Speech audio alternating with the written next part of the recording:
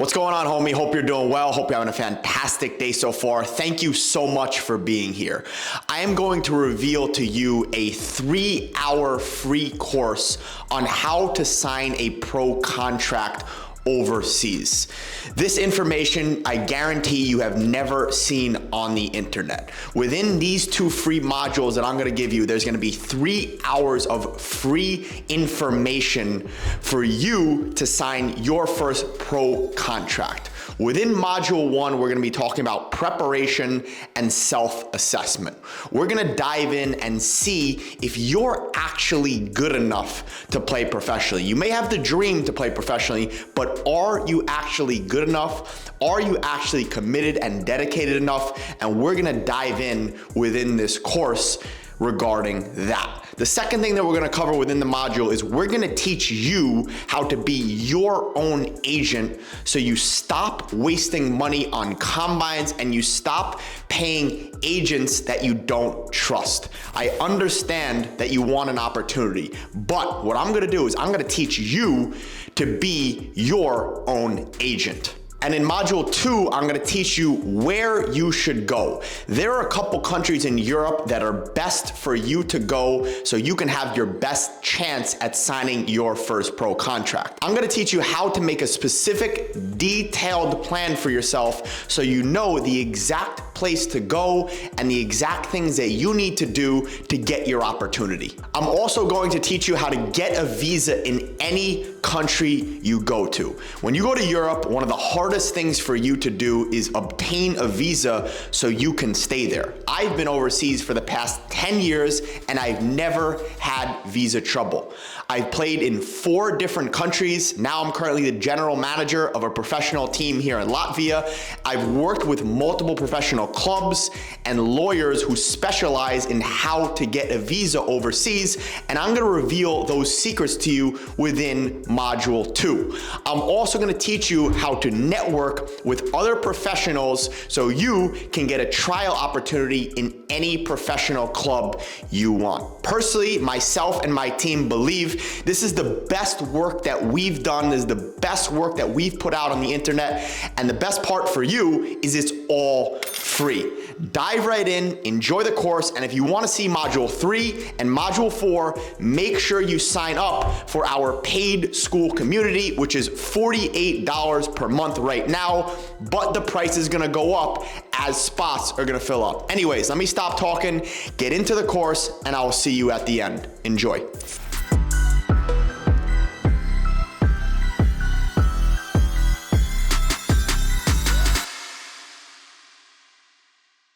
Homie, what's going on? Hope you're doing well. Hope you're feeling good. Hope you're training hard, and I hope you're training smart. Before we get into it, I want to thank you for giving me your eyes, your ears, and most importantly, your attention, concentration, and focus throughout this entire presentation. If you want to get the most out of this and you really want to sign a pro contract overseas, what you need to do right now is turn your phone onto airplane mode and get it away from your computer, get it away from your desk, bring yourself a journal, bring yourself a nice cup of coffee or a nice cup of tea, and give me your full focus.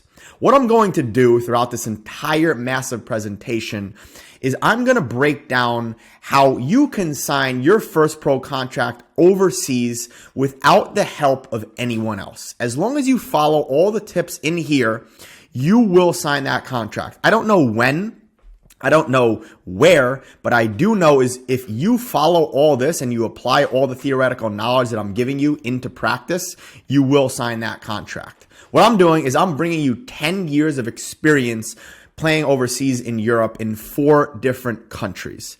I've played overseas for the past 10 years. 6 of those years I've been a pro, and most of the time I haven't had many friends and I've never had any family. So most of the time I've spent alone.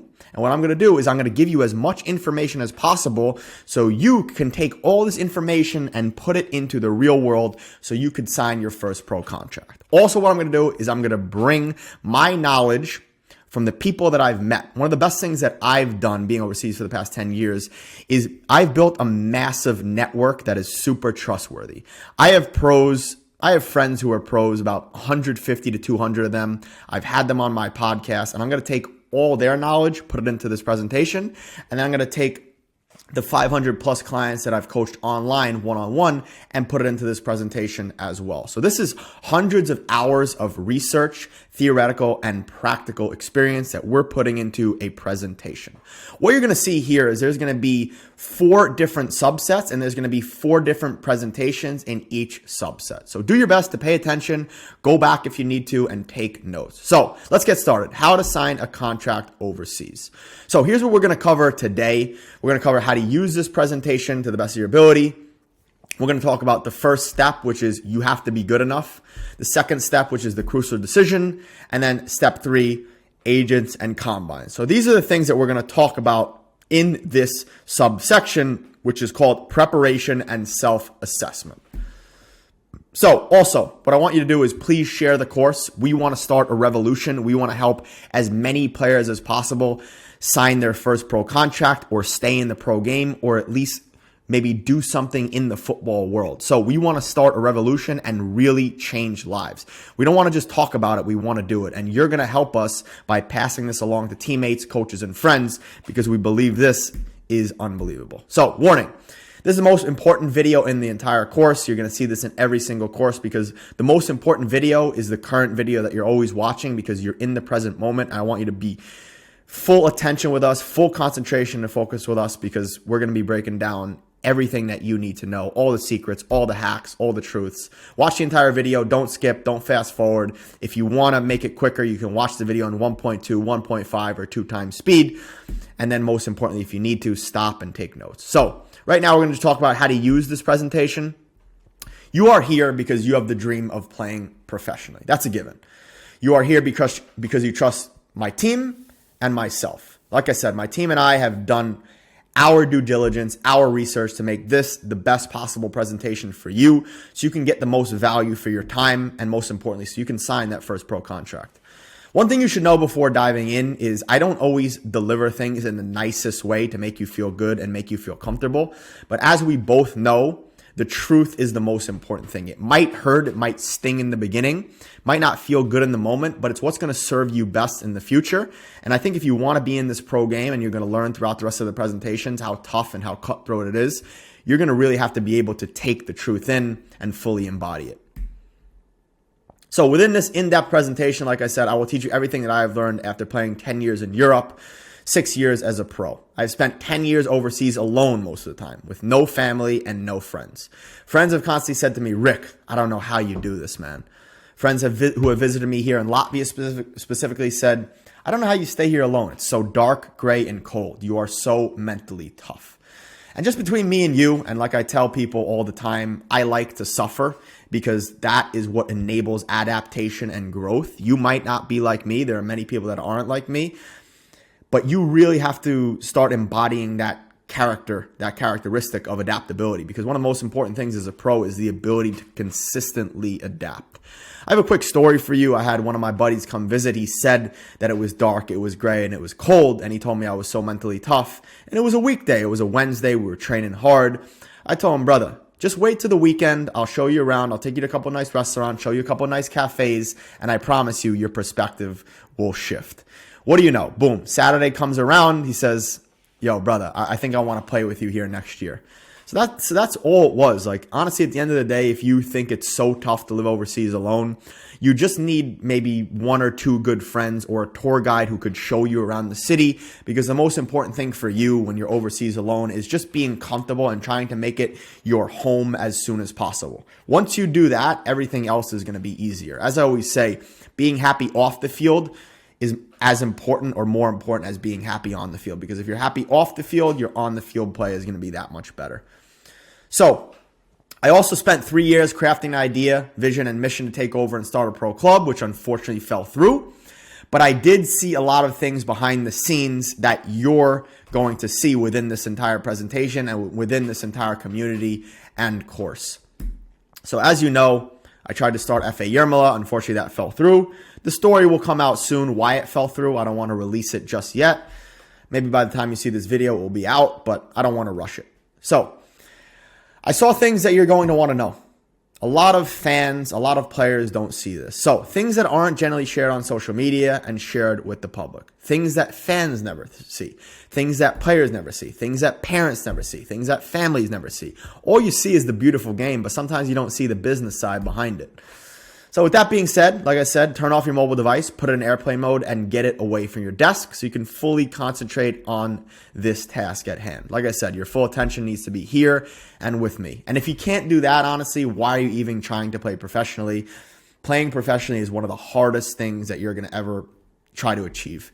Everyone wants to make money playing a beautiful game, so you need to master the number one thing, which is focus and concentration. And if you can't do that, I don't know what to tell you. Like I said, if you can't focus for 2 hours on one thing, it might be best to save your time and money chasing that dream overseas to try to become a professional. Like I said, the game is tough, the game is gritty, the game is hard, the game is unfair, the game is also dirty. Not many people see the dirty stuff behind the scenes. I saw it. I was trying to craft an idea, put a business together, put a club together. It is a business. And there are a lot of things that happen that not many people see. A lot of politics. That's just life. That's how it is. And I always say life is unfair. So is football. And football is the greatest teacher. You're going to constantly question yourself. You're going to constantly say, is this for me? Am I good enough? But if you want as bad as you say you do, you will watch this whole presentation through, strategically pause when you need to take notes, and then get back on track when you're finished with your notes. So yeah, like I said, you can watch it on 1.2 to 1.5 times speed. The best thing to do would probably be just 1 time speed. Take your notes, really just get used to the content, and then do your best to try to put it into the real world as soon as possible. So summary real quick.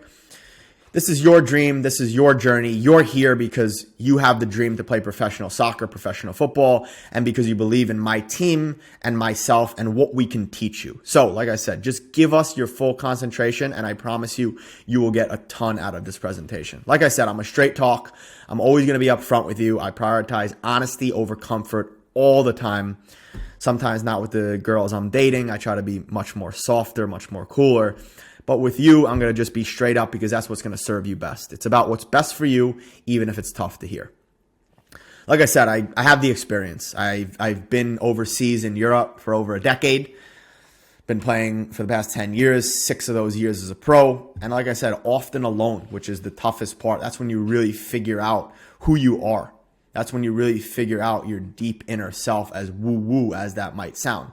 So like I said, it's a testament to, let's say, my own mental toughness if I were to pat myself on the back. And obviously it gives me a unique perspective on the game that I'm going to consistently share with you, because my number one goal of this presentation is for you to get results and for you to benefit from it. Like I said, you're going to see the behind the scenes. I've seen things from the inside out, including the efforts to start a pro club. I'm going to share the insights that are rarely talked about, the unseen aspects of football that fans and players don't usually see. So yeah, like I asked, just give me your undivided attention the entire time. Like I said, this presentation demands your full focus, so turn off your phones, eliminate any distractions, and commit to this process of learning. This is crucial for anyone who wants to start a serious football career. Like I said, football is harsh, so be prepared for the brutal truth of the professional game. It's tough, gritty, hard, and often unfair. This game will test you in ways that you can't imagine. So you have to be mentally tough. You have to be mentally strong. And the way that you get through this is you are much better prepared than the rest of the people trying to chase this game. And you've already taken the first step. You've invested your time into this. And yeah, we got to make the most of it. So engage and reflect. I urge you to engage fully with this presentation. Pause when necessary to take notes, reflect, and then continue. Like I said, your commitment here reflects your readiness for the professional arena. Like Pele said, success is no accident. It's hard work, perseverance, learning, studying, sacrifice, and most of all, love of what you're doing. So if you love what you're doing, you're going to take care of yourself, you're going to respect yourself, and you're going to do your best to treat yourself like a professional on and off the pitch. Now's the time to really get to work. That was step 1 of the first presentation. Now we're going to move on to step 2. Look forward to seeing you there. Let's get it.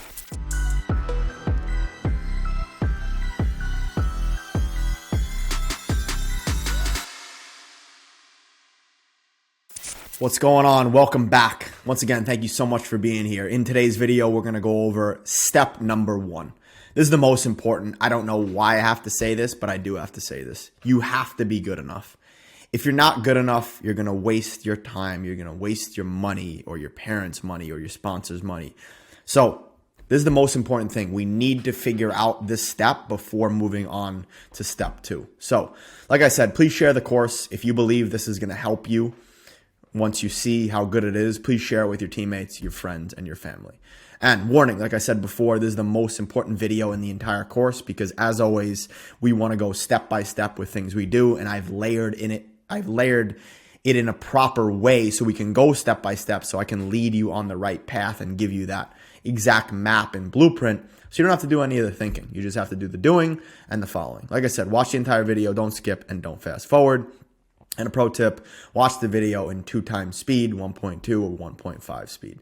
Today what we're going to do is we're going to cover a real reality check on you and your skill level. We need to seek a little bit of validation. I don't really like to use that term of seek validation, but it's just lack of a better words. We need to see what others think of your ability, other pros, other coaches. We want to test your abilities. And we want to see how self-aware you truly are. We want to talk about your potential over perfection. And then we want to talk about some harsh truths. We want to talk about the reality of professional football, realistic expectations, and then most importantly, football as a business, because that's what it really is. Football is a business. You're going to realize that the more you get involved and in depth within this game. And once you realize that, you're going to set yourself free because we both know that football is a beautiful art and a beautiful game, but a lot of people make a mess of it, so to say, and kind of shines a bad light on football. But once you realize that it's a business, you're not going to take things so personally and you're not going to have any emotional reactions anymore. So like I said, you are here because you want to play professionally. You are here because you want to achieve your childhood dream. But we got to figure out, are you actually good enough? And personally, I can't answer that. That's a crucial decision that only you can answer for yourself because at the end of the day, you are in control of your own life. You are the most important asset in your own life, so you have to treat yourself that way. Coaches, mentors, current, former pros, and former pros can also help you answer this specific question. You might have the dream to play professionally, but have you also heard this from coaches and other players who have played at that level? Or is it just you saying that? Are you one of the better players in your current team? Your current team where you're playing? Are you one of the top 3 players or are you more like middle, bottom of the pack? That's something you got to be aware of. You have to accurately self-analyze yourself and your own abilities. And the most important thing is being completely honest with yourself, looking yourself in the mirror and asking yourself, am I really good enough or am I just trying to show off to friends and family?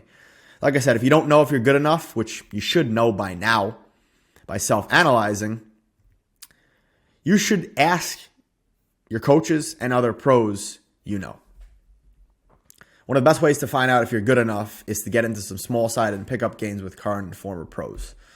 You will see right away for yourself. And if you still don't know, ask them after the game what they think. But honestly, if you can't see it for yourself, whether you're good enough or not after playing some pickup with pros after a couple matches, I don't think you should travel alone to another country to chase your dream and just spend money on that. Because if you're not self-aware enough to get into a game with other pros and say to yourself, yo, Rick, am I actually good enough? Or do I just think I'm good enough? Like, I was here playing with other pros. I want to be a pro. I want to be one of these guys or girls. Can I actually see myself in these shoes? Can I actually perform at that high level? Or is it just a dream?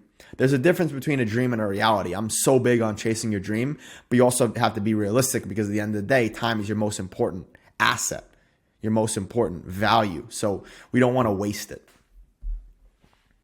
So like I said, I'm not saying you have to be fully developed to go over to Europe, Asia, or the Middle East, but you need to have some level of ability and you have to have the potential to play professionally. So I actually don't even think you should be fully developed when going over to Europe. I think the best thing to do is to have that potential to play professionally, have that ambition, go over as young as possible and just try to immerse yourself into the game. Like I said, I shouldn't have to say this, but I will because I've seen it way too often. So why am I being so harsh? And I'm not being harsh. I'm honestly just telling the truth because like I said from the beginning, that's what's going to serve you best. It's going to save you a lot of time, a lot of money, and a lot of, let's say, heartbreak. Like I said, the truth is what matters and what will make you feel best at the end of the day. That's why you like me and you trust me. That's why a lot of my one-on-one clients really like me and they trust me, because they know that I'm always going to tell the truth no matter what. And I'm not going to beat around the bush. I'm going to give them the information, how it is. And I'm not going to just feed them lies, because at the end of the day, I never want to sell people dreams if they can't make it to the next level, because like I said, they're going to waste time and money. Like I said, I don't tell you what you want to hear. I tell you what you need to hear, because that's what will actually help you most. Like I said before, I'm all about chasing your dream, but there has to be some sense of realism in that chase. After 10 years of playing overseas, I've seen the game always tells the truth, whether it's fair or not. It's not an easy game. And at the end of the day, I don't know if you've heard the saying, but the ball never lies. So the ball will always know if you're good enough. Your teammates will know, your coaches will know, the fans will know. Like I said, it's cutthroat, and most of the time, it's very, very unfair. There's racism, there's hate, there's lying. There are lots of dirty things under the table that happen behind the scenes that many people don't see. So if you don't have the potential to play professionally, there's no point in going to Europe, Asia, or the Middle East, or trying to seek any type of professional contract, because like I said, you're just wasting valuable years of your life. And for the sake of this presentation, from my experience, I'm only going to talk about the European market. Unfortunately, I can't talk about Asia or the Middle East right now, because I don't have the experience right now. And the most important thing is to always talk from experience. Like I said, I can only talk about the market that I know. And like I said, all in all, there's no point in making a move to Europe if you don't have the potential, because you will sacrifice a lot in order to do so. And it can actually get really, really expensive, which we're going to talk about in future presentations.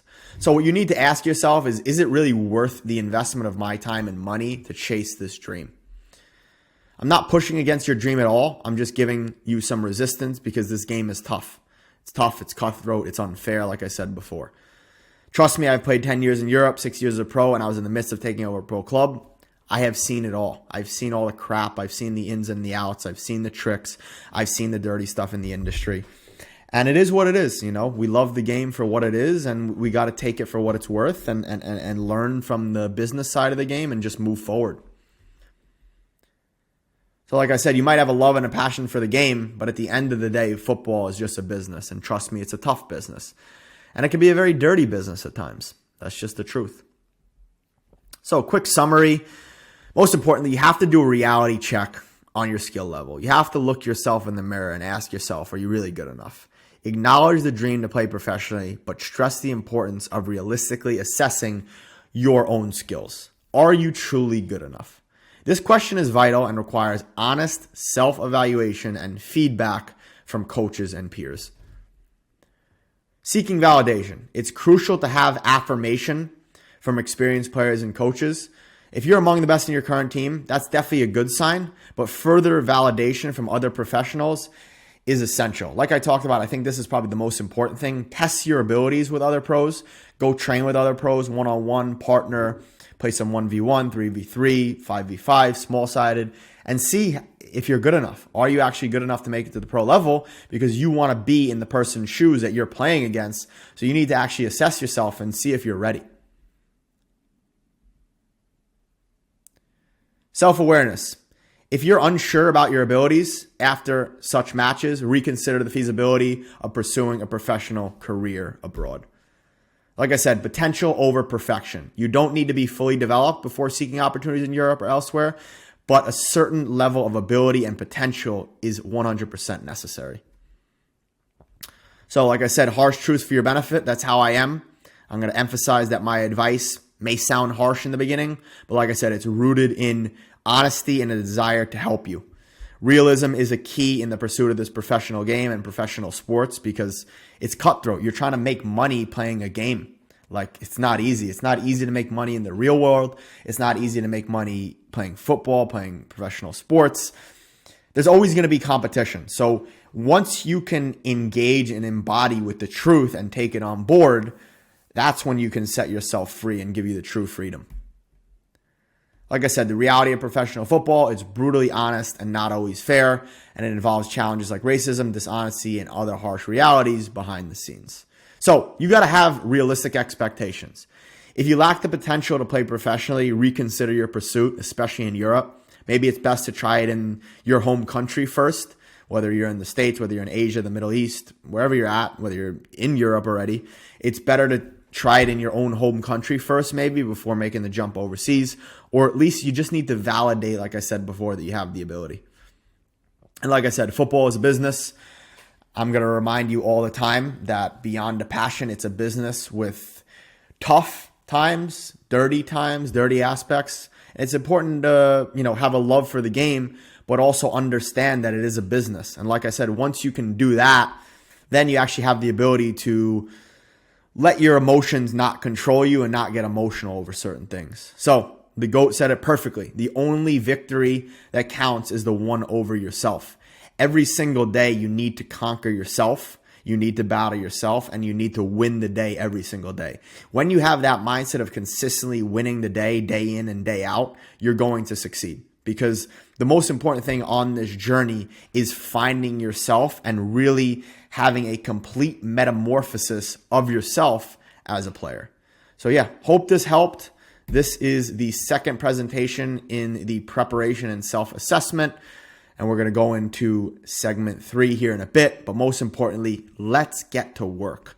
Put all these things that I talked about into your mind. Write those notes down if you need. Consistently read it day after day. And it's going to serve you well because, like I said, once you realize football is a business, you're going to stop complaining that it's unfair because life is unfair. And once you realize that, you're just going to say to yourself, you just have to be better. It's just the truth. You just have to consistently be better day after day, and that should motivate you to be more disciplined, more locked in, and more dialed into your routines and habits as a professional footballer. As you're going to see in the later presentations, I'm going to talk about the importance of acting like a professional footballer before you become one. Hope you enjoyed it. Most importantly, let's get to work. I will see you in the next presentation. Deuces.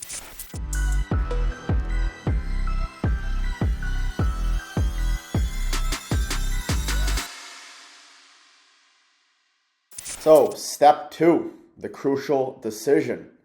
Just got some nice coffee in. Let me take a quick sip of my sparkling. And then we'll talk about step 2, the crucial decision. So, like I said, share the course. I think I'm so proud of what we've done here. I'm unbelievably grateful for what we've done and the experience I've had because I could bring you the knowledge that I've learned 10 years. I always say like I am my own guinea pig and I like suffering for you because at the end of the day, that's what's going to help you move forward. My own suffering. I enjoy suffering. It sounds weird, but I really do. So I would really appreciate it if you could share this course. It would really mean a lot. So like I've said before, this is the most important video in the entire course. Make sure you watch the entire video. Do not skip it. Don't fast forward. And the pro tip, as always, is you can watch in 1.2, 1.5, or 2 times speed and make sure you reflect and take notes, like I said in the beginning. So what we're going to cover in step 2 is being real with yourself, the commitment, fake it till you make it. And yeah, being real with yourself just has to do with what we covered before, and we're just going to go more in depth. So after determining that you're good enough and you have the potential to play professionally, now is the time to get really, really real with yourself. I said really a lot, but you got to get real. Do you really want this as bad as you say you do, or do you just want to post your pictures on Instagram that you're playing, quotes, professionally in Europe? I see that a lot. I see a lot of players, and I'm going to share some stories here, but a lot of players, they say they want to play professionally, but then when it gets down to it, and when you have to be super dialed into your routines, your habits, and just unbelievably disciplined, lots of people fall short. Yeah, so like I said, I've seen hundreds of players like this, and I can always tell who these players are, honestly, usually within a couple hours, but usually within the first week. I can see it in their eyes, really. You can always tell a person's true drive and ambition through their eyes and through their body language. I can see how bad they actually want it. And like I said, I can tell within a week if they have the talent, but most importantly, I can tell if they have the mental toughness and the grit. It's not something I can really describe or write to give you as a formula, but it's just a feeling. Like I said, I can tell by their actions, their body language, their decisions, and most importantly, their consistency. It's easy to talk about, I want to be a pro, but it's hard to execute the I want to be a pro lingo. If you're just trying to chase the dream to show off to people, I promise you that you will find out very quickly that it's not worth the grind just to show off to people. Not at all. Like I said, I want to save you your time and money if that's what it is. If you just want to show off to friends and family and brag on social media, you're not in it for the right reason. There are many better things to do for that, trust me. Chasing your dream in another country is not easy. It's very, very hard. Maybe one of the hardest things you can do because you're completely out of your comfort zone. Like I said, you have to sacrifice a lot and miss a lot of things that your friends back home may be doing. You will see the fun that they're having while you're sitting in another country in your bedroom alone. And like I said, you will have to sacrifice a lot. But you are the only one to ask yourself if it's truly worth it. Don't ask your parents. Don't ask coaches. Don't ask teammates. Once you've figured out that you're good enough to chase this dream and this journey, now you have to look yourself in the mirror and say, do I really want it? Like I said, can't answer that for you. Like I said, be aware you're going to miss a lot of things. You're going to have to sacrifice a lot of things. Birthdays, holidays, family trips, vacations, weddings, funerals. It's just how it is. Look at Messi. Magic. Megan the dog. Like I said, big warning for you. You won't know how much you miss home until you're in your room alone after a bad training or a bad game.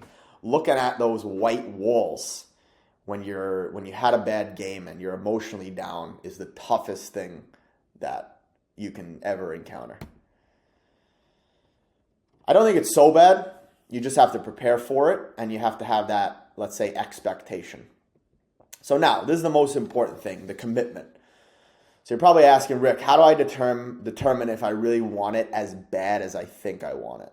Like I said, once you know that you're good enough, now you need to give yourself a timeline. For example, I will give myself 5 years to chase my dream of becoming a pro, and if I don't achieve it by then, I will choose another pathway, and that's fine. I won't think I'm a failure. I will know that I did everything it takes, but maybe this just wasn't meant for me. So once you say you're willing to do it, give yourself a nice little timeline, and only you can create that for yourself. Like I said, once you decide on that, write the current date and the date 5 years or 2 years, 1 year, whatever it is from now in a journal or somewhere that you can always go back to and reflect on. Like I said, after you've written it down, look yourself in the mirror, and honestly, it might sound stupid, but shake your own hand. Shake your own hand and commit to yourself. Like Messi said before, the greatest victory is the victory over oneself. So, like I said, this is a metamorphosis. This is the ultimate journey. Can you do it? Do you have the mental toughness? You're already determined if you're good enough. Now it's all in the mind. Like I said, this is a big decision, and remember what I've said from the beginning. Once you've done that, you've agreed with yourself. And if you don't keep your word to yourself, how can you keep your word in anything, to anyone? The most important thing is self-respect. Like I said, now, you better not miss a training session. Obviously, if you're sick, if something comes up, you miss it. But you have to be committed. Try to get things done 99% of the time. Don't make excuses. You must be committed to your gym work. You must be committed to your technical work. You must be committed to your recovery work. And you must be committed to your nutrition. All these things are absolutely crucial. Like I said, trust me, as hard as you think you're working, someone else is working harder. Every single footballer wants to be making money playing the beautiful game. And the reality is there's so much competition out there. Once you get to Europe, you're going to really see it. If you're in the US now, if you're in other parts of Europe, whatever it is, if you're in Asia, if you're in the Middle East, you're going to see how much competition there is in this game and how many talented players there are. And that's kind of a wake-up call. Once you see that, then you're going to really have to say to yourself, wow, I gotta work even harder. I'm not working as hard as I can. Like I said, there will be a lot of blood, sweat, and tears to come. But now you're in. You're in the driver's seat. Buckle up. We're ready to go. Let's get going. Yeah, like I said, put your seatbelt on, fasten that joint tightly, because we're in for a long and tough ride, but I'm going to be here. I'm going to be your guide throughout the entire journey. So now let's talk about the fake it till you make it principle. Generally, I don't like this principle, but for me, one thing that I've seen with a lot of my one-on-one clients, and I think I provided an example here, is I get them into the routine to become as a pro. So once they get to the pro game, they're ready and there's no adaptation or shock period. So like I said, don't get it twisted. I'm not telling you to fake it. I'm not telling you to post these pictures on social media, these videos, all this stuff. No. You got to be ready. You got to be ready. Like I said, I'm telling you to act like a pro on and off the field even before you become one. Why? It becomes so much easier when you become a pro because you're already used to the habits and routines that got you to the pro level. So what we want to do is we want to instill the habits, the disciplines, and the routines into your lifestyle, into your routine right now. So when you get to that pro game, you're already used to that. And the fact is, once you get into that pro locker room, there's going to be many players competing with you. And one thing that you may have an advantage over is if you create that ultimate pro routine, pro lifestyle, before you get in there, like I said, there's not going to be an adaptation and shock phase. You're already in there and you're ready. And all these habits and the disciplines that you develop over the years when you're trying to sign your first pro contract, you already have it ingrained in your body and mind. So you're not going to waste key time. Like I said, it's so easy to talk about how badly you want to become a pro. It's easy to scroll through Instagram, TikTok, check out your favorite footballers, nice car, wife, and watch. Like I said, it's easy to scroll through social media while you sit on your comfortable couch in warmth. It's so easy to train consistently and be in a routine when you're motivated. That's a big one. Quick example for you. When I was in Germany, when I was 21, I had a training partner who told me you want to be a pro very badly. And when I hear that, like I said before, I love to test people on their mindset because what I actually want to do, and this may sound cruel and harsh, is when they say that to me, I want to test them. I want to test them and see if they actually want it as bad as they say they do. Because like I talked about before, it's easy to talk about that. It's easy to talk about that when you're motivated and you're feeling good. It's not easy when you're cold, alone in your own room, and you're having to wake up to train every single day at 7 a.m. to do triple or double days. So, like I said, I love to test people in their mindset. So, what I did with him is we trained every morning at 6 a.m., 6 days per week, in addition to our team training and matches. So, I don't really advise this anymore, like the 3-a-days. It's okay, and we'll talk about this in the future and in future presentations. It's okay to do 3-a-days as long as you're recovering as hard as you train. So 6 a.m., 6 days per week, in addition to our team training in the afternoon, as well as our matches on the weekend. He lasted for a week. On day 8 of our training, we were supposed to meet at 6 a.m. It was snowing. It was cold. I was there. He wasn't. Day 9, he didn't even show up. And then I confronted him, and I asked him, why weren't you there? He said, I don't think I want it as bad as I say I do. Sounds like exactly what I said at the beginning, but that's just the truth. Look at our boy Sane suffering in the cold and the snow. It's not easy. It's not easy to show up every single day and do it. What's the quote? It's not easy to do it on a rainy day at Stoke. You know, it's easy to do it in sunshine and nice weather when the conditions are perfect, when the pitches are perfect, when you have great facilities, when you have great balls, when you have great shoes, when the training is great, when your teammates are great. But it's not easy to do it when it's hard. So what you need to do is you need to have that perspective shift. So no matter what situation you get into, you need to make the most of the situation. Like I always say, do what you can where you are with what you have. So no matter what situation you get into in this game, you need to always say, how can I flip this on its head, change the perspective, and make this a positive learning experience for me to help me advance in the game. I tell a story, I think it's in a later presentation. If it's not in this, I will tell it at the end of this one. But it's basically where I talk to a one-on-one client and he's not in the greatest atmosphere, and I teach him how to flip it on its head. So, like I said, it's easy to talk about how badly you want to be a pro. It's hard to act like a pro every single day. The toughest part is the execution when you don't feel like doing it, when you don't feel motivated. The cold days, the snowy days, the days you're hungry, the rainy days, the days when your body is screaming that you're sore, the days when you have no training partner, the days when you're a free agent without a team. That's a big one, a very, very big one, especially when you sign your first pro contract and then you go home and you're waiting to hear from teams. When you're waiting for responses, it's hard to train during those times. And those are the times that are actually going to take you to the next level. I actually have another story in Germany.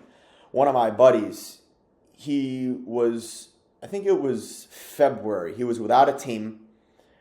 And he stopped training for, I think, 4 to 6 weeks because he didn't have any teams. He was training very hard for like a couple months after the season, getting himself ready for the preseason. And he thought he would have a lot of offers. He thought he would have a lot of calls from agents. And he thought he would have a lot of opportunities. But, like I said, this game is not fair. You're not always going to get it. You're not always going to get a fair chance. It's not fair, like I said, just like life. Life is not fair. So he stopped training for 4 to 6 weeks. He had no opportunities. And then what do you know? In March, like 8 weeks after that period, he didn't train for 8 weeks. Like he didn't train intensely. He didn't train with a team. He wasn't keeping in shape. He had 4 opportunities. 4 opportunities. And that's what happens. He got those opportunities and he wasn't ready. He wasn't ready because he sulked in his own misery. He became his own victim.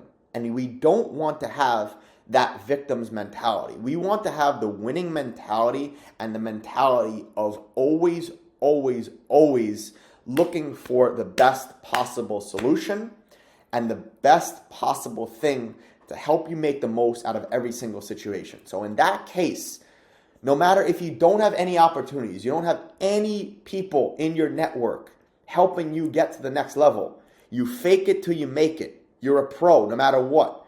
If you're not a pro right now, if you're not making money right now, you need to take it inside yourself because you already made the decision. We analyze if you're good enough. We made a decision. Now it's the hardest part.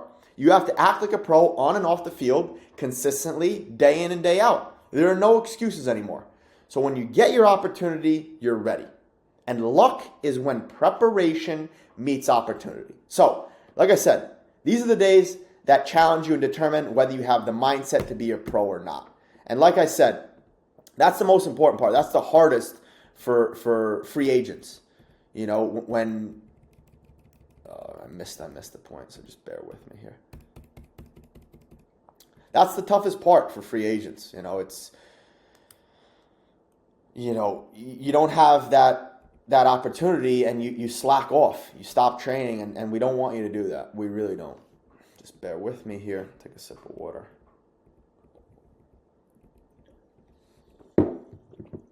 Yeah, like I said, you got to maintain that routine. You got to maintain that consistency because the opportunities will come. I promise you.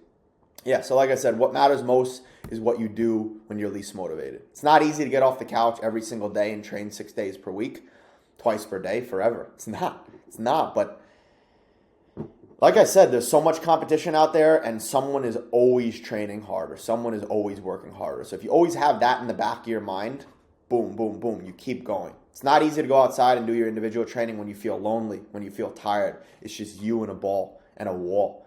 Yeah, it's not easy to be without a training partner and have to go along with the ball and the wall to some boring schoolyard and train by yourself. That's not fun. It's not easy to go to sleep early and wake up early when your friends are going out and having fun. If you want to have fun, if you want to have fun going out, drinking, go be my guest. But you'll realize that stuff gets old very soon. What's really going to make you happy is progress. Progress to your goal. Like I said, it's tough missing out on things, that feeling of FOMO. It's tough being alone in a country 5,000 miles from family and friends in your comfort zone. It's tough being in a place where it's cold, dark, and you don't know the language. But that's what it takes to play at the next level. That's what it takes. And that's what I always say. It's the people who succeed, like I said, if you're good enough, we already analyzed that, are the ones who are willing to persist and treat this as a long-term project. It's an endurance sport on and off the field. That's the ultimate truth. And like I said, if you can develop this mindset, I am sure you'll succeed in this game. And if you don't succeed in this game, you will succeed in life. I guarantee it. I guarantee it. If you go through this journey, this metamorphosis, and you're dialed in on everything we're going to talk about in this presentation, future presentations, and in the things we do in our community, once you get into the real world, you will eat people up. Because the truth is, most people just do things to get by. They don't do things to the highest level. They don't hold themselves to the highest standard and highest quality. It's not easy. It's not easy to be disciplined and consistently hold yourself to a high standard day in, day out. And that's why most people aren't successful. Like I said, I spoke with one of my one-on-one clients who's been with me for 3 years, and he recently just signed his first pro contract. So check this out. I asked him if my program helped him, and he said, yeah, dude, it has been a real start. He asked me what's going on with me, and I asked him, do you feel the coaching has prepared you for this? And he said, absolutely, bro, because it's not a big shift. You helped me get my routine in order, so I was living like a professional before I was, so it's not a big difference when you actually become one. There it is. That's what I said from the beginning of the presentation, but the beginning of this subtopic, fake it till you make it. Wear the suit, wear the uniform for the job that you want. So that's what it is. It's telling your mind, it's telling your body that you want it as bad as you say you do. You have to commit, and ultimately you have to convince yourself that you want it as bad as you say you do. So, this is it. This is it. Summary. Let's go over it quickly. Like I said, you better start living like a pro before you become one. Fake it till you make it. I don't like the saying fake it, but basically it just goes for a lack of a better term or lack of a better words. Just treat yourself like a professional even before you become one. Remember, actions speak much louder than words. Like I shared that story of the guy in Germany when we were 21. He told me he wanted to be a pro, and then I told him show up every single day at this time. He lasted for 7 days, 8th day, 9th day. It's not for him. It's not for him. So you can talk about it as much as you want. You can post your cliche sayings on Instagram, on X, on LinkedIn, whatever it is. You can do your networking. But your actions speak much, much louder than your words. If you just say you want to be a pro, but you don't act upon it, you're never going to get there. Like I said, stop talking so much and start acting. Start acting. Ronaldo, you have to fight to reach your dream. You have to sacrifice and you have to work hard. That's a given. That's a given from one of the greatest of all time. This guy, I mean, look at him now. Look at his age and still performing. I mean, it just goes to show like that, you know, obviously the guy's, I'm sure, genetically very, very gifted, but his routine and the standard he holds himself at is why he's at where he's at. And I can bow down and respect that guy so much. And people might say that he's arrogant. People might say that he's cocky. People might say that he's narcissistic. I don't think so. I just think he's showing the fruits of his labor. What he's brought into his life is due to everything he's done, those small little habits that have added up day after day, week after week, month after month, year after year. And that's something to really be proud of. If you hold yourself to that high standard and you get those results, and even if you don't get the results, but you hold yourself to a high standard and you hold the line every single day, you should be proud of yourself. And that's the most important part. You want to hit your head on the pillow at the end of the night and say, I'm proud of myself. This was a really, really productive day. And I did everything I can to maximize this day. I squeezed as much juice out of that lemon as possible. And that's what we want for you. We want you to squeeze the juice out of the lemon every single day and make the most of every single day. And that's why I'm here. And my team and I are going to guide you on this path. But you have to make the decision. Like we said, you have to commit to the work. Let's move on to the next presentation. Hope you enjoyed it.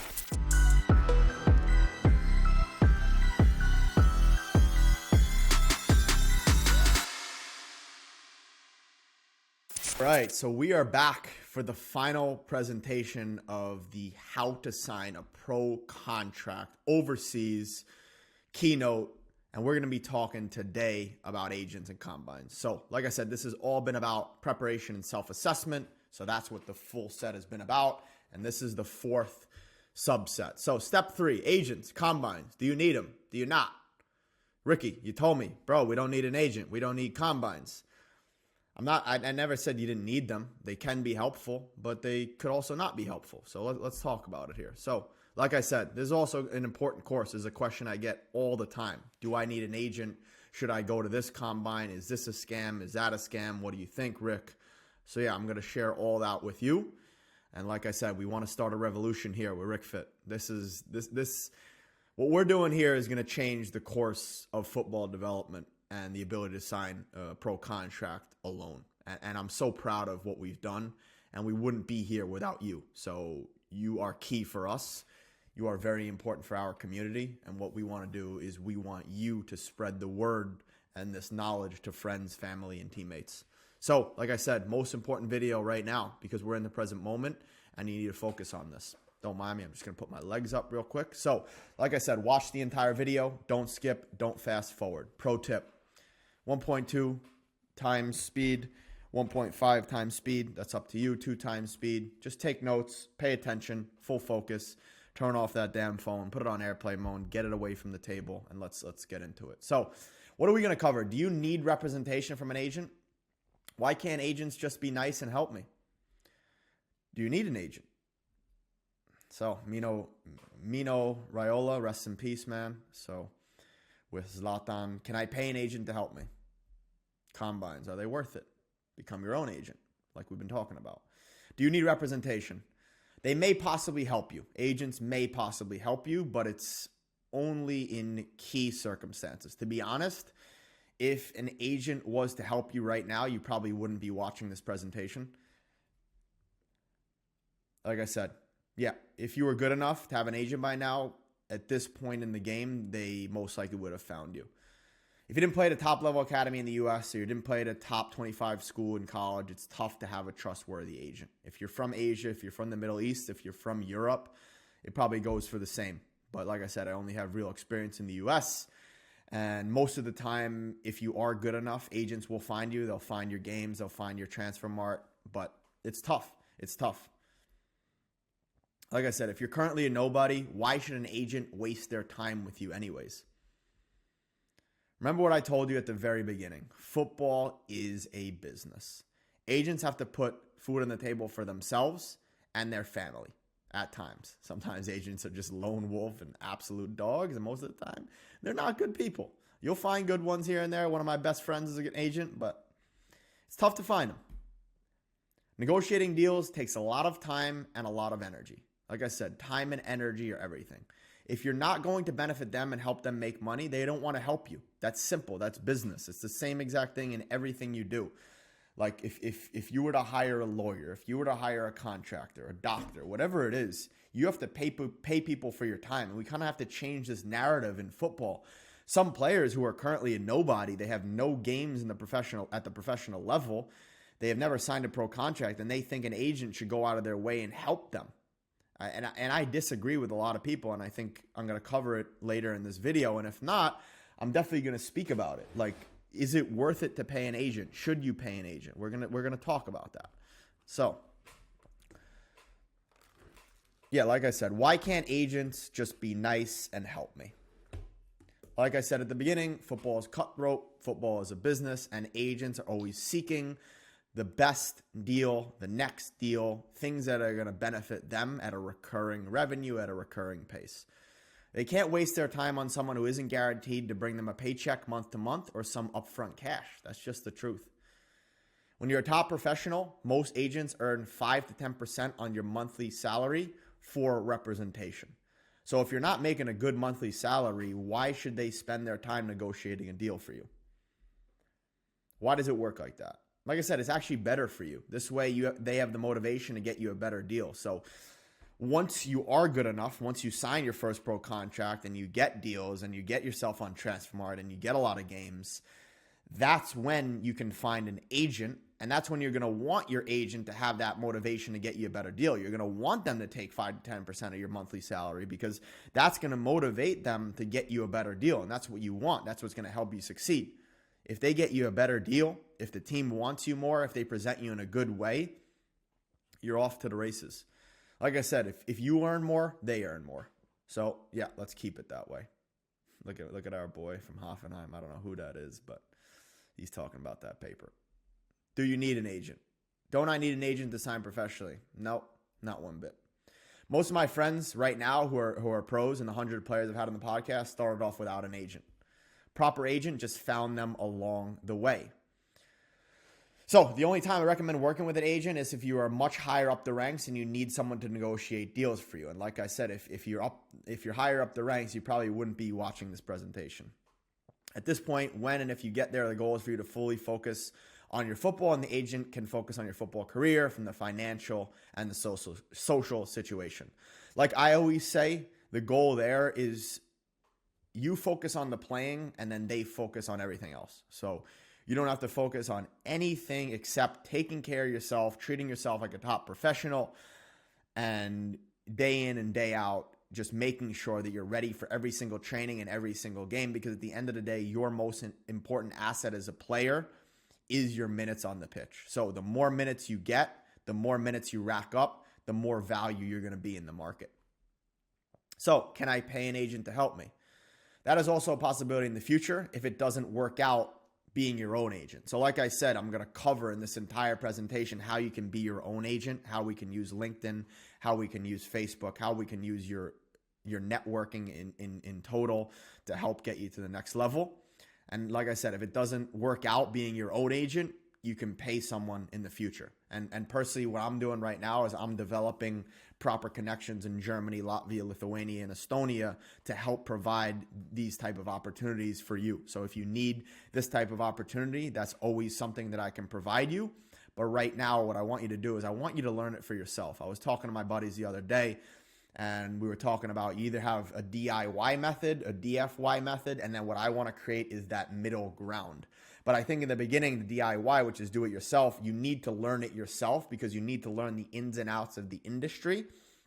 And it's not just good to just pay someone off to do everything for you. If you have that privilege, you can obviously do that. But there are a lot of these academies that are charging 30 to 40,000 euros per year, and that ends up being costly. So I think I can help you in a much better way at a much more affordable cost.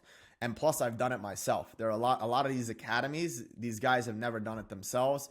They just see it as a way to make quick cash, quick money, and whatever, at the end of the day, like I said, football is a business. If they want to do that and they're getting results for players, why not? Why not? So, like I said, yeah, I can help you find that trusted agent that you can pay to help you, but now is not the time. I believe you need to find opportunities for yourself first to see how the business is run and how things are done before having someone do it for you. I have a take that not many people believe, but I know it's right.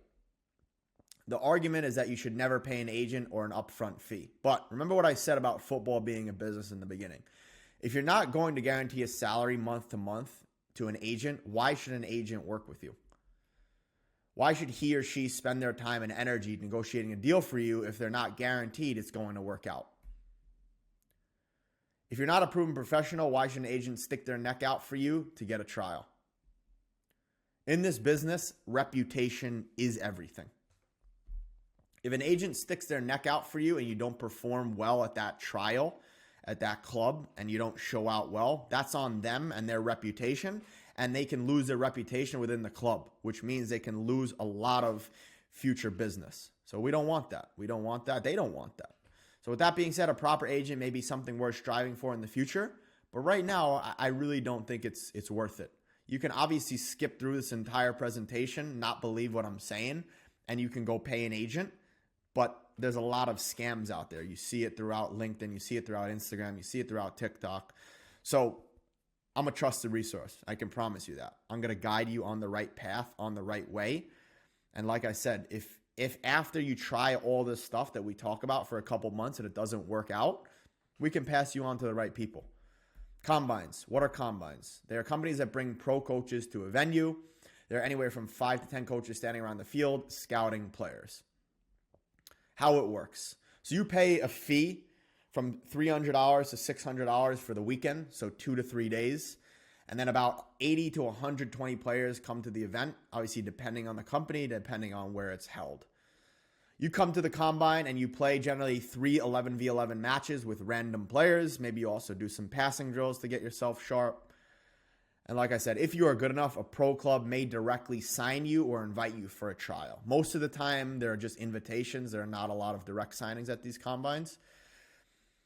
So yeah, how likely is it to sign? Like I said, to be honest, it's very, very unlikely. Generally, 3 to 6 players may be invited to a pro trial, and maybe 1 to 2 players out of those 80 to 120 players may directly sign.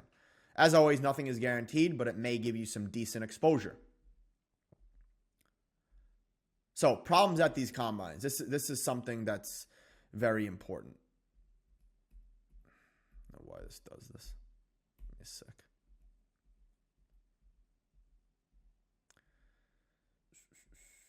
So yeah, problem at these combines is a lot of players go and just focus on themselves and just play their own game. We both know football is an 11v11 game. It's not a 1v1 game. If you're a striker, you need to get the ball in the right spaces. If you're a center midfielder, you need to get the ball in the right space. So it's tough to go to these combines because you don't know how these players play. And at the end of the day, honestly, you can't play your best football if, especially if you're not a 1v1 player. Yeah, so like I said, if you don't have if a good team around you, it's hard to play your best. If you're a striker and you don't get fed the ball properly, how are you actually going to show your strengths? If you're a fullback and you're a winger that doesn't track back, and your winger doesn't track back the entire game, and you're always put in a 2v1 situation, how are you going to look? No matter how good of a defender you are, that situation is very, very tough, and it's not going to look good. At the end of the day, football is a results-based business. And if your team loses 3-1 and 3 of the goals are getting caused on your side, but they're not actually your fault, it's because your winger didn't track back and you're 2v1 and 3v1 every single time, the coaches aren't going to go back and say, oh, yeah, Eric was a good fullback, but, he was 3v1, 2v1 every time. Like, he was a good 1v1 defender. 3 goals happened on his side. It didn't really, no one's going to say it. I'm sorry. So, possible solution here. Like I said, I'm looking into strategic partner with combine companies that will give discounts to you, my players. And also, I am looking, like I said, to create that pathway for players in Europe in the destinations that I think are the best for Americans. And like I said, I will keep you updated. We're starting, I think, with 5 players in this current window. Guys who are one-on-one clients, guys who've been one-on-one clients before. We actually have 2 girls coming over as well. So guys and girls, no matter if you're a guy or a girl, that opportunity can be there. So what's next? Personally, the toughest, but still my favorite option. Become your own agent. That is what I'm going to teach you. That is why I'm going to teach you to be your own agent. Why? Because you can trust yourself and you are in control of your own decisions and your own actions. And most importantly, no one cares more about your career than you do. If you fully depend and rely on someone else that you don't fully trust, you never know what can happen. Trust me, I've seen this end badly many, many times. And you don't want to be in that position. You probably have seen a lot of top players use their families as their agents. And it's for a reason, because they can trust their family most of the time. Honestly, you don't know nowadays with families. Most of the time, your family doesn't have an exterior, ulterior motive to benefit off of you. Obviously, if they're spending the time, like I said, I think they also deserve compensation. They also deserve a percentage off of your salary. They shouldn't do it for free because they're working for you, so they deserve that. Like I said, why? This way, they keep all the money within the family, so they don't have to give it away to external resources. So that could also be an interesting option. Do you have anyone in your family or close connections that are agents? Is it possible that your dad represents you? I mean, that's something to look into. For most American parents, they don't really know how to do that. So that's when maybe it's time to learn to be your own agent. Like I said, also, create your own luck. In the next phase of this presentation, I will teach you how to create your own luck and your own opportunities. I will teach you how to leverage the power of your current network. I will teach you how to leverage the power of your online network. and I'll teach you how to master LinkedIn, Facebook, Instagram to get you opportunities to play as a pro.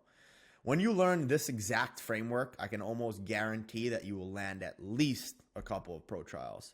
If not, you may have to work with me directly one-on-one so I can help you get those trials and do it for you. Like I said, that's also an option. You could work with me directly one-on-one. I can help you find those opportunities. I can provide you to my key resources, but it's going to come at a cost. Like I said, I'm not an agent. I don't really have an interest in being an agent in the future, but I'm a middleman. My time is very valuable. I do a lot of things. I think you know that I'm a pretty busy guy. But if someone pays me, that shows me that they're committed. That shows me that they have skin in the game and that they're willing to risk money to invest in their career. So, summary. I'm happy. I'm really happy. I hope you are. I think we've done a really good job here breaking down the entire preparation and self-assessment. We have determined, number one, we have determined if you're good enough. That's the most important thing, that self-analysis piece. Number two, we have determined if you want it as badly as you say you do. And number three, we talked about if you need an agent. And then obviously number four, we talked about the importance of faking it till you make it and creating that proper routine, discipline, and habits for yourself before you make it into the pro game. So, summary, we will get into how to become your own agent, how to network, and how to create your own opportunity in the following presentations. But before we do that, let me convince you why you should most likely get out of the States and go to Europe to chase your dream. So, football is all about passion. It's about fighting for the shirt, for your team, and for the supporters. Jurgen Klopp. Let me finish off with one last story before we end it off here and move into set 2 of the presentations. So one thing that I've seen with a lot of Americans is they come overseas with this interesting type of attitude. Like, we really have to stop this. The number one thing that a European coach wants to see is you are playing for the badge on the front of your shirt before playing for the name on the back. So when you play for the badge on the front of your shirt, that's when good things happen. So play for the badge in the front, and then that name will shine in the lights on the back. But you can't play for this name on the back before the front of the shirt. Because once you show that you're dedicated to a club and you're fully committed to their mission and their goal for the season, they will do whatever it takes for you to be successful. You're there to groom, you're there to develop, you're there to improve yourself as a player and a person, and they're going to do everything they can for you, because at the end of the day, you are their asset. Like, the better you do, the more you develop, the more you improve.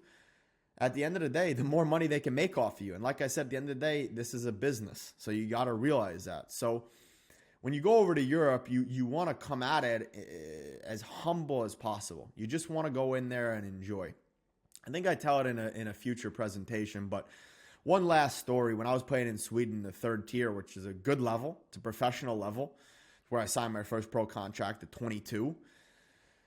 We had a couple guys come over from Stanford, from Duke, from some of these top schools in the States. And obviously in the States, like, the facilities are unbelievable at these schools. But they came over to our facility, and in Sweden, we didn't have the greatest gym. It was kind of like one of those gridiron gyms, bare minimum, just some barbells, some free weights. But it's what you need to get it done. And they said to me before the training, they're like, yo, Rick, like, what's good with this, man? Like, what's up with the facilities? Like, we thought at the pro level it would be much, much better. And I'm like, yeah, that's just how it is sometimes at the lower pro level, unfortunately. Even at, like, 3rd Bundesliga clubs, they may have some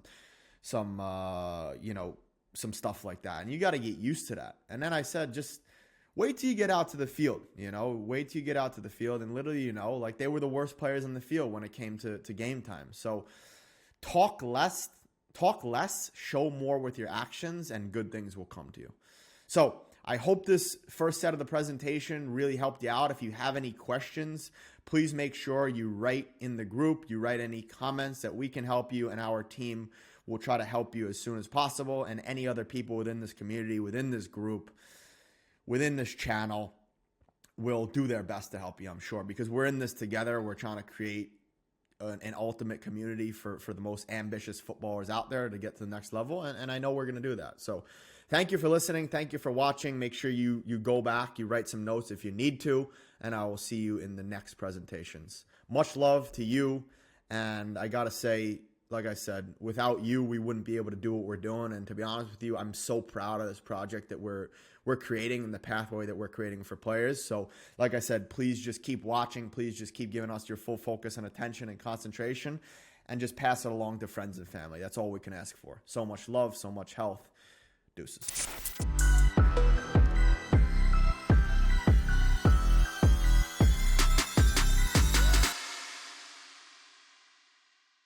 What's going on? Hope you're doing well. Hope you're feeling good. Hope you're training hard, and I hope you're training smart.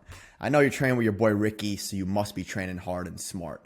Today, we're going to talk about part 2, subset 2 of where should you go on the journey for you to sign a pro contract. So last time we talked about 4 different steps. We talked about exactly how to use this full presentation. We talked about step 1 and identifying the most important thing about being good enough. And then we talked about step 2, the crucial decision, making sure you're committed, faking it till you make it, acting like a pro on and off the pitch before you become one. So when you become one, it's not a huge adaptation period and you're already used to the discipline and the habits that it takes to get to that pro level and maintain that pro status.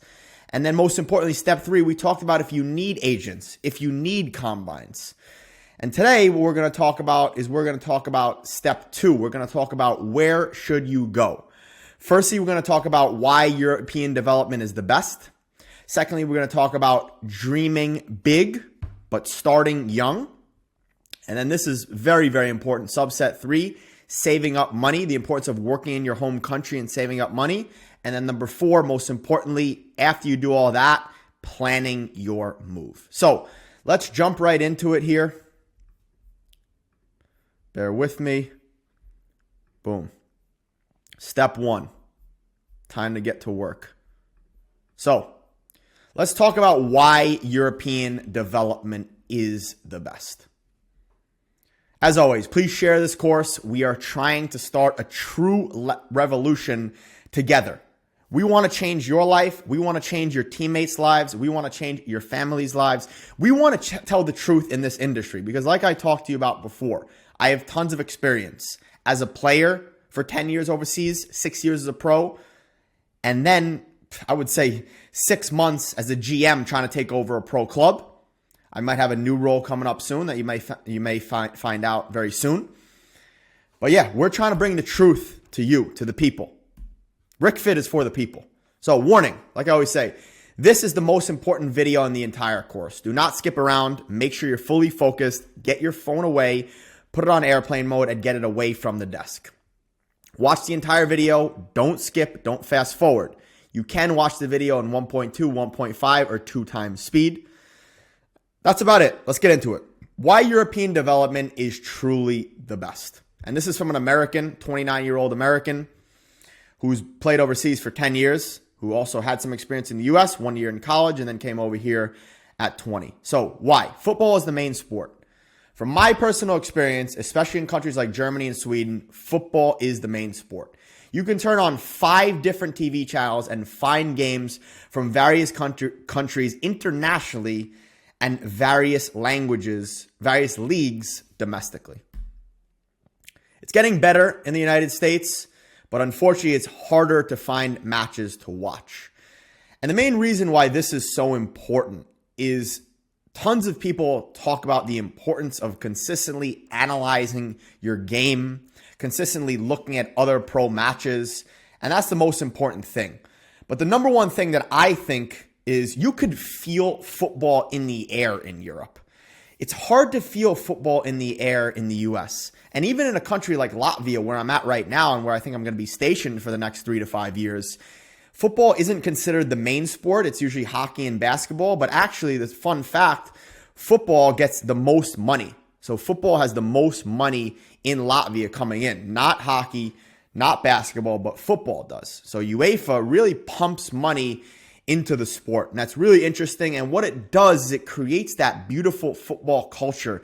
And you just feel like you're completely entrenched in football. And what I want you to do is I want you to be fully entrenched into football. Because then you start to develop football in your blood. And that's what we want for you. I had the choice of going back to the US and going back to Florida and living there, but I have decided to stay in Europe for another 9 months to see what it brings me. I've gotten a couple very, very interesting opportunities.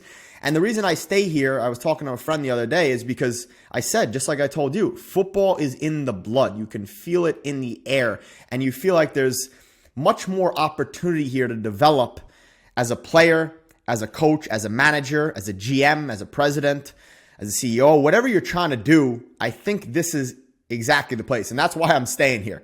Tons of my friends are back home. All my family is back home. I've spent 10 years here alone. I've developed many, many good friends and built many, many unbelievable relationships. But it's a sacrifice, but for me, it's worth it. So I'm taking the journey right now from a managerial perspective that I'm telling you to go on as a player. Also, one key fact is the fact that you can go to many, many places within Europe, and you can find, like I said, tons of games, tons of TV channels with different matches. And it's super, super helpful because one of the most important things for you is to consistently watch pro matches, because that'll help your decision making on and off the ball. When you really get familiar with the pro game, you really will develop yourself. So the goal is to watch first league matches, second league matches, third league matches, and fourth league matches, and really try to emulate the players in your position. So let's move on here. Like I said, watching professional games and other players in your position is one of the best ways to take your game to the next level. You can find some American football, which for me is absolute crap, which may interest you, but it doesn't interest me in the slightest. It's a good time to have with the boys sometimes, and some family events and stuff like that, watching the Super Bowl, stuff like that. But I didn't even watch the Super Bowl. My pops invited me to a Super Bowl party with his friends, and I'd rather work. I'd rather work on helping you out become a better footballer, because this is the real football. Culture. In most parts of Europe, football is considered a religion. Everyone always says that, but it's the truth. Like I said, I always say you feel football in the air when you go to Europe. It feels like it's in their blood, and it's not the same in the U.S. Unfortunately, what I've seen also in the U.S., I always tell people this, football or soccer in the U.S. is kind of considered like I would say like going to a game is considered like a picnic with your friends. But if you go to matches here in Europe, it's a do or die mentality. I mean, the culture, the fans, it's just completely different.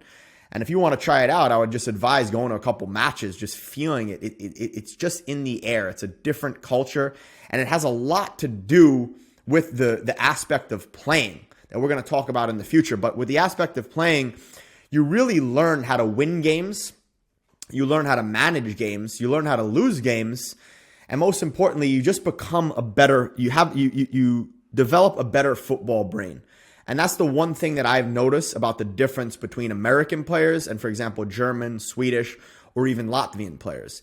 The brain of the European footballer is much better. The IQ is better. And that has to do with many reasons. One of the main reasons is what I'm talking about right here, is because football is in the DNA. It's in the culture. And we don't have that in the U.S. because there's tons of other sports. There's baseball, basketball, American football, lacrosse, MMA, all this stuff.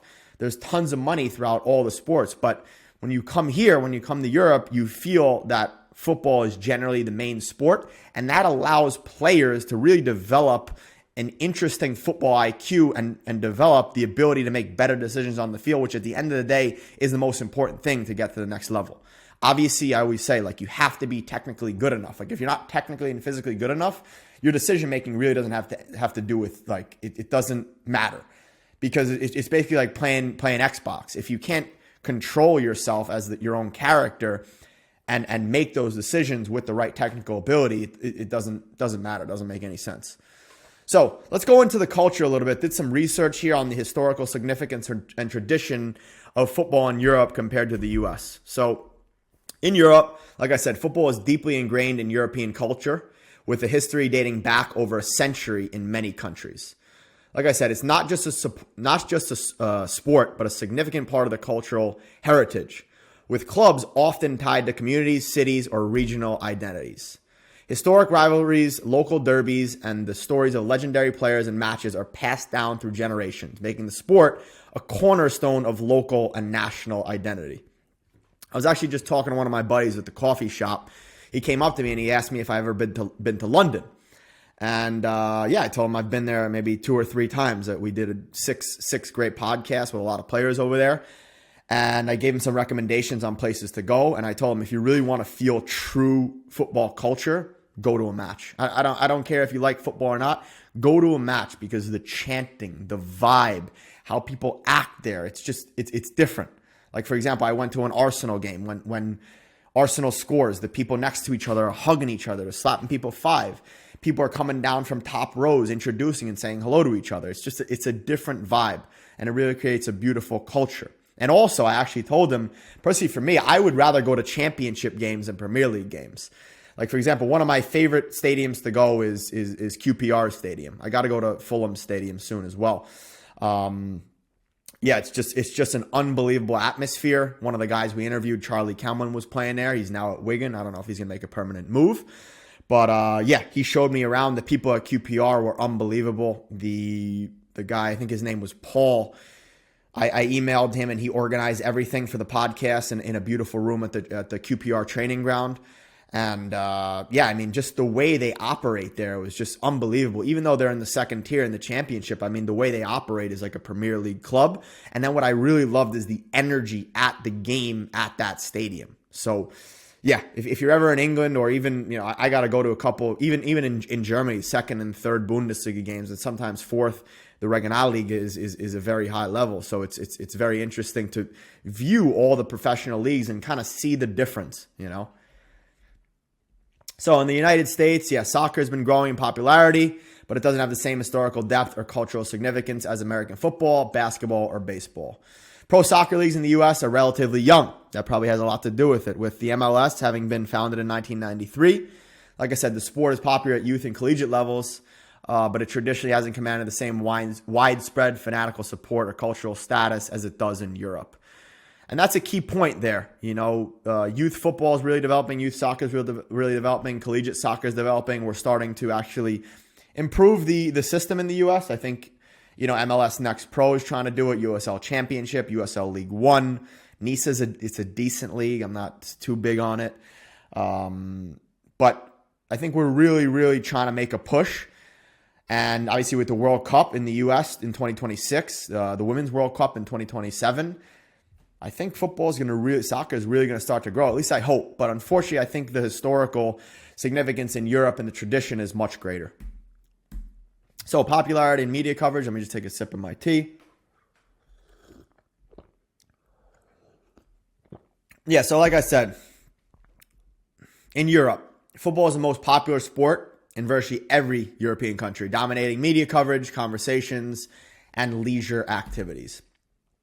Major matches, especially in leagues like the Premier League, La Liga, or the UEFA Champions League, draw massive, massive global audiences.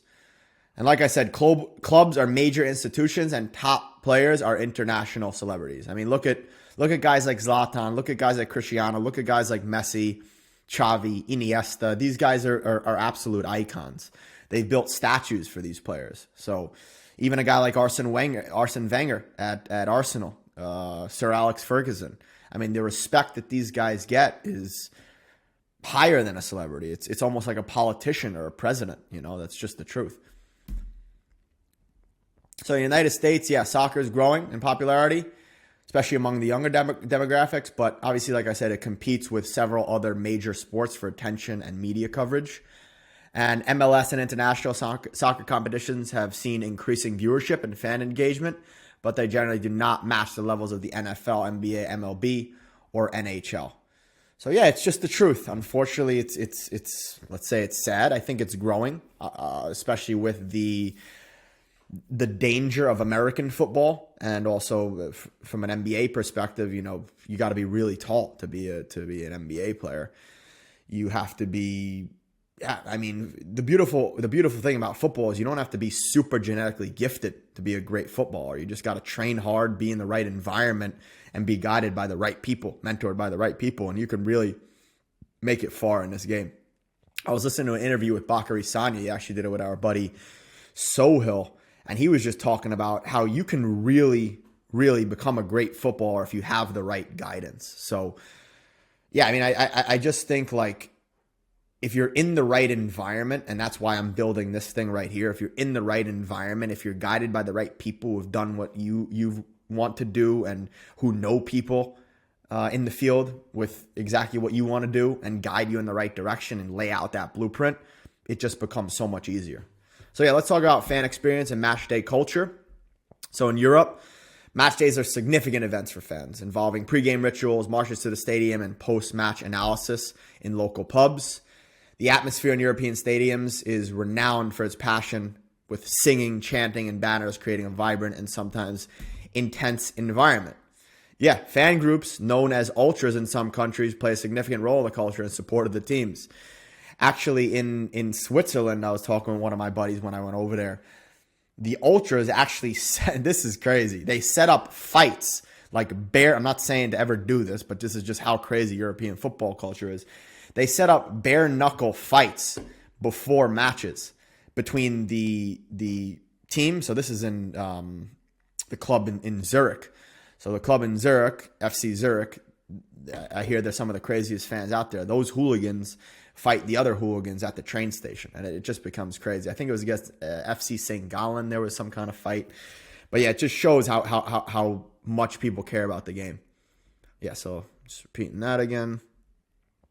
So in the U.S., soccer matches in the U.S., yeah, like I said, offer a family-friendly atmosphere with tailgating, fan events, and entertainment outside the stadium being common.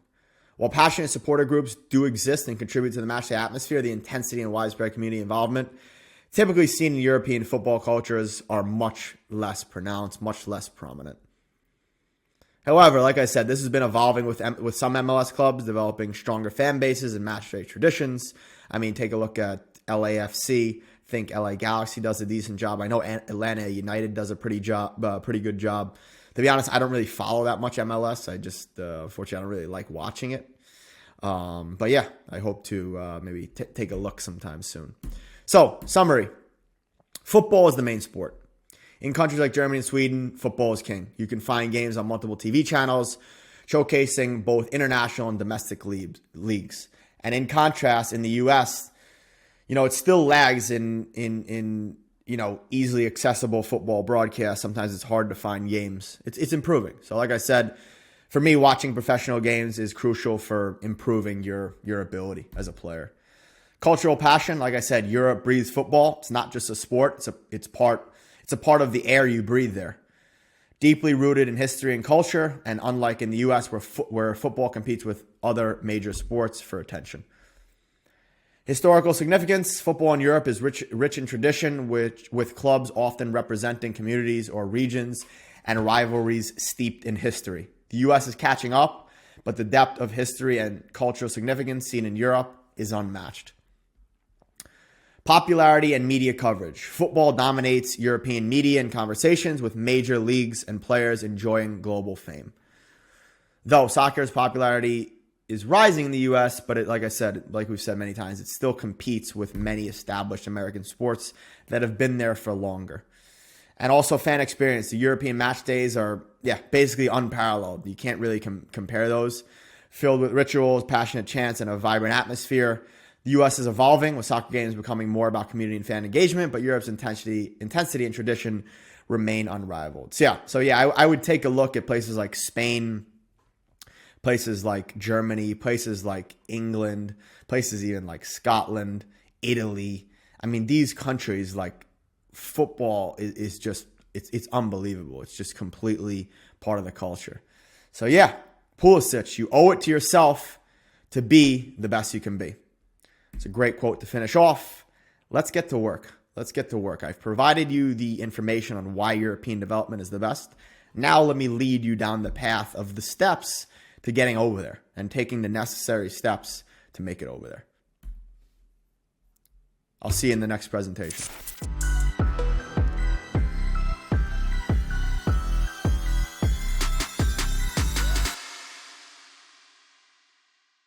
What's going on? Welcome back to subsection 2 of presentation 2. Where should you go? Dream big, start young. Let's get it, homies. As always, share the course. We are starting a revolution. We're changing the football landscape. We're changing the football industry. Help us do it, homie. Warning. I'm giving you another warning. This is the most important video in the entire course. Put the phone away, put it on airplane mode, get it off your desk, and make sure you watch the entire video. Don't skip, don't fast forward. Pro tip, watch this video in 2 times speed, 1.2, 1.5, 1.7, or regular speed, and take notes. So let's talk about youth development and path to professionalism. So in Europe is renowned for its youth academy systems, with clubs investing heavily into scouting and developing young talent from a very young age. These academies are integral to the sports ecosystem, serving as a primary pathway to professional football.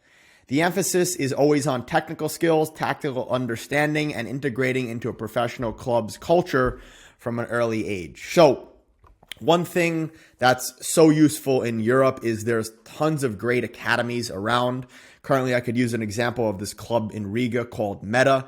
They're a club with about 750 to 800 kids in their youth programs, in their youth academy. And their goal essentially is to bring up the youth players through their system, either directly from the academy to the first team or from the academy to the second team and then into the first team. So the second team plays in a pretty good league in the second tier, which is the club that I was going to, which was the league that I was going to start the club in. So it's still a pretty good league. A lot of the second teams for the first league clubs play in there. So like RFS, Riga FC, Valmiera, who do very well in Europa League competition. And a lot of those players actually who play with the first team do play with the second team. So it's a great chance for you to play against those high-level players. So with that being said, what happens there is that second team is a testing ground for players to get into the first team. And one thing that this club does very well, which is very interesting, is they're huge on youth development, and that's why hopefully I'm going to get into a nice partnership with them. They try to only use players from their youth academy in their first team. And that is unbelievable, because what they've done is they've sold some good players to Serie A, a couple players to Germany, Poland, Croatia. They've sold players to all over, and I think they have about 15 players right now abroad in some really good academies. So it just shows the importance of the youth development and that path to professionalism. And like I always say, when there's hope in the future, there's motivation in the present. So what that does for players is it gives them motivation to get to that first team, because they see players making moves to big clubs. So what that does is it creates motivation to train hard in the present, the discipline, the habits, all the right things every single day, so they can get to that professional level. And the greatest thing about that is the club creates just a beautiful pathway for them. Quick story, I was at the sauna with my girl the other day, and, some kid recognized me. He's like, "Bro, Rick Fit was good, man. You still, doing the Yermo thing?" I was like, "No, it fell through, whatever." And he's 16 years old. He's in the Meta system, the club that I just told you about. And he told me he's on the second team and he's just not developing. So I was just asking him a lot of questions. And I said to him, "Dude, do you actually want to be a professional? Like, what are you missing?" He told me he's missing his strength. And then I asked him how often he's going to the gym, and he told me probably once or twice a week. I was like, "Dude, you need to be getting in there at least 3 to 4 times a week if you really want to gain true strength, true size, and true power, because at that age, you need to develop the physique, you need to develop the body to get into that higher level, to get into adult and men's football." And like we both know, having a bodybuilder looking body is not what it's about. It's about packing on some decent mass so you have some confidence to go up against players and go head to head and shoulder to shoulder with players. And that has a lot to do with your confidence on and off the pitch. So we can go on and on with this, but basically what I told him, I was like, "Bro, to be honest with you, I wish I was in your position. 16 years old in this academy. Don't take it for granted." So I gave him my direct phone number. He probably didn't expect that, because he looks at me as a local celebrity. He's actually the ball boy for a lot of the first team games. So that's the type of stuff that I want to do, that scale the unscalable. So with that being said, there's just so much opportunity in Europe. And like I said, the integration of school and football. A lot of these players train double days multiple times per week, which combines technical, physical, and tactical sessions. I was speaking to a father the other day in Latvia. His 15-year-old son plays at Meta, which is considered the best youth academy in the Baltics, the biggest youth academy in the Baltics. And he told me they train 5 days per week, with 3 of the days being double days. And their double days are before school at 8 a.m. Afterwards, they shower up and they go to school. And also, one thing that was funny is I asked my buddy Sandis, who's a pretty big name in Latvia. I said to him, what happens? Does he show up late to school? Does he miss class? And Sandis was like, you know what, Eric, I don't really care. So it just shows that he's a high level dad. I mean, he actually, quick story, he calculates his son's hours. So he's trying to hit the 10,000 hour rule. I think they're at like 9,300 hours. 10,000 hour rule by Malcolm Gladwell, which basically he says, if you hit 10,000 hours of something, you basically can master the craft. And I don't know if I'm a full believer in that. I don't know if it's fully proven, but it's definitely very interesting. And it's definitely better than nothing to track those hours. Why not? So United States, what's the difference? The path to pro soccer in the U.S. has traditionally gone through college soccer with players entering the professional ranks via the MLS Super Draft. Though it's been changing, MLS clubs and others have been investing more in their academies and youth development programs to cultivate the talent directly from a young age, similar to the European model. Soccer is a global sport loved by millions worldwide, but the way it's woven into the fabric of society, experienced by fans, and structured as a path for young athletes varies significantly between Europe and the United States. So one thing U.S. is trying to do is we're trying to bring over a lot of European coaches. So what might be interesting is they might try to weave in their culture into the U.S. soccer culture, but I'm not sure it's too easy because the outside environment isn't fully revolved around that. So like we said before, you got hockey, you got baseball, you got basketball, you got American football. So it's tough to fully weave it in. And I think a lot of these European coaches actually become more Americanized, which is definitely not good. So the opportunity. This is the most important part. If you have opportunity, you can make things happen. It's totally up to you. So, how many pro clubs are there in the U.S.? There are 77 pro clubs in the U.S. And 2023 stats. Major League Soccer has had 29 teams for the 2023 season with plans to expand to 30 teams eventually. The USL Championship had around 27 teams. So as you see, spread around all over the United States. Also, big part of that here is the travel. That's something to talk about as well. USL League One. This league had about 11 teams considered fully professional, which is the third tier. So USL Championship is the second tier. The NISA had around 10 teams, and this number always varies because, clubs are constantly joining, falling apart, going bankrupt. It's a pretty tough league. Their third tier, I mean, it can be decent. I've seen a lot of clubs, there are a couple clubs who have done well. Notably, Chattanooga has done very well. They moved to MLS Next Pro.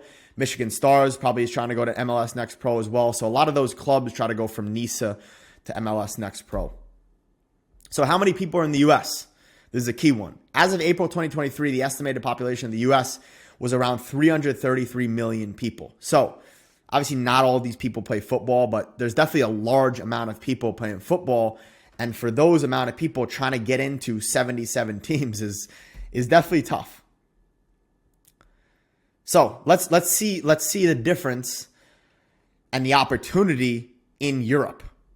How many pro clubs are there in Europe? It's too hard to count. There are thousands of clubs throughout all of Europe. But let's take a quick look here. In England alone, there are 92 professional clubs. The estimated population of England was over 56 million people. So take a look at that. 56 million people getting into 92 professional clubs, opposed to the U.S., 333 million people trying to get into 77 professional clubs.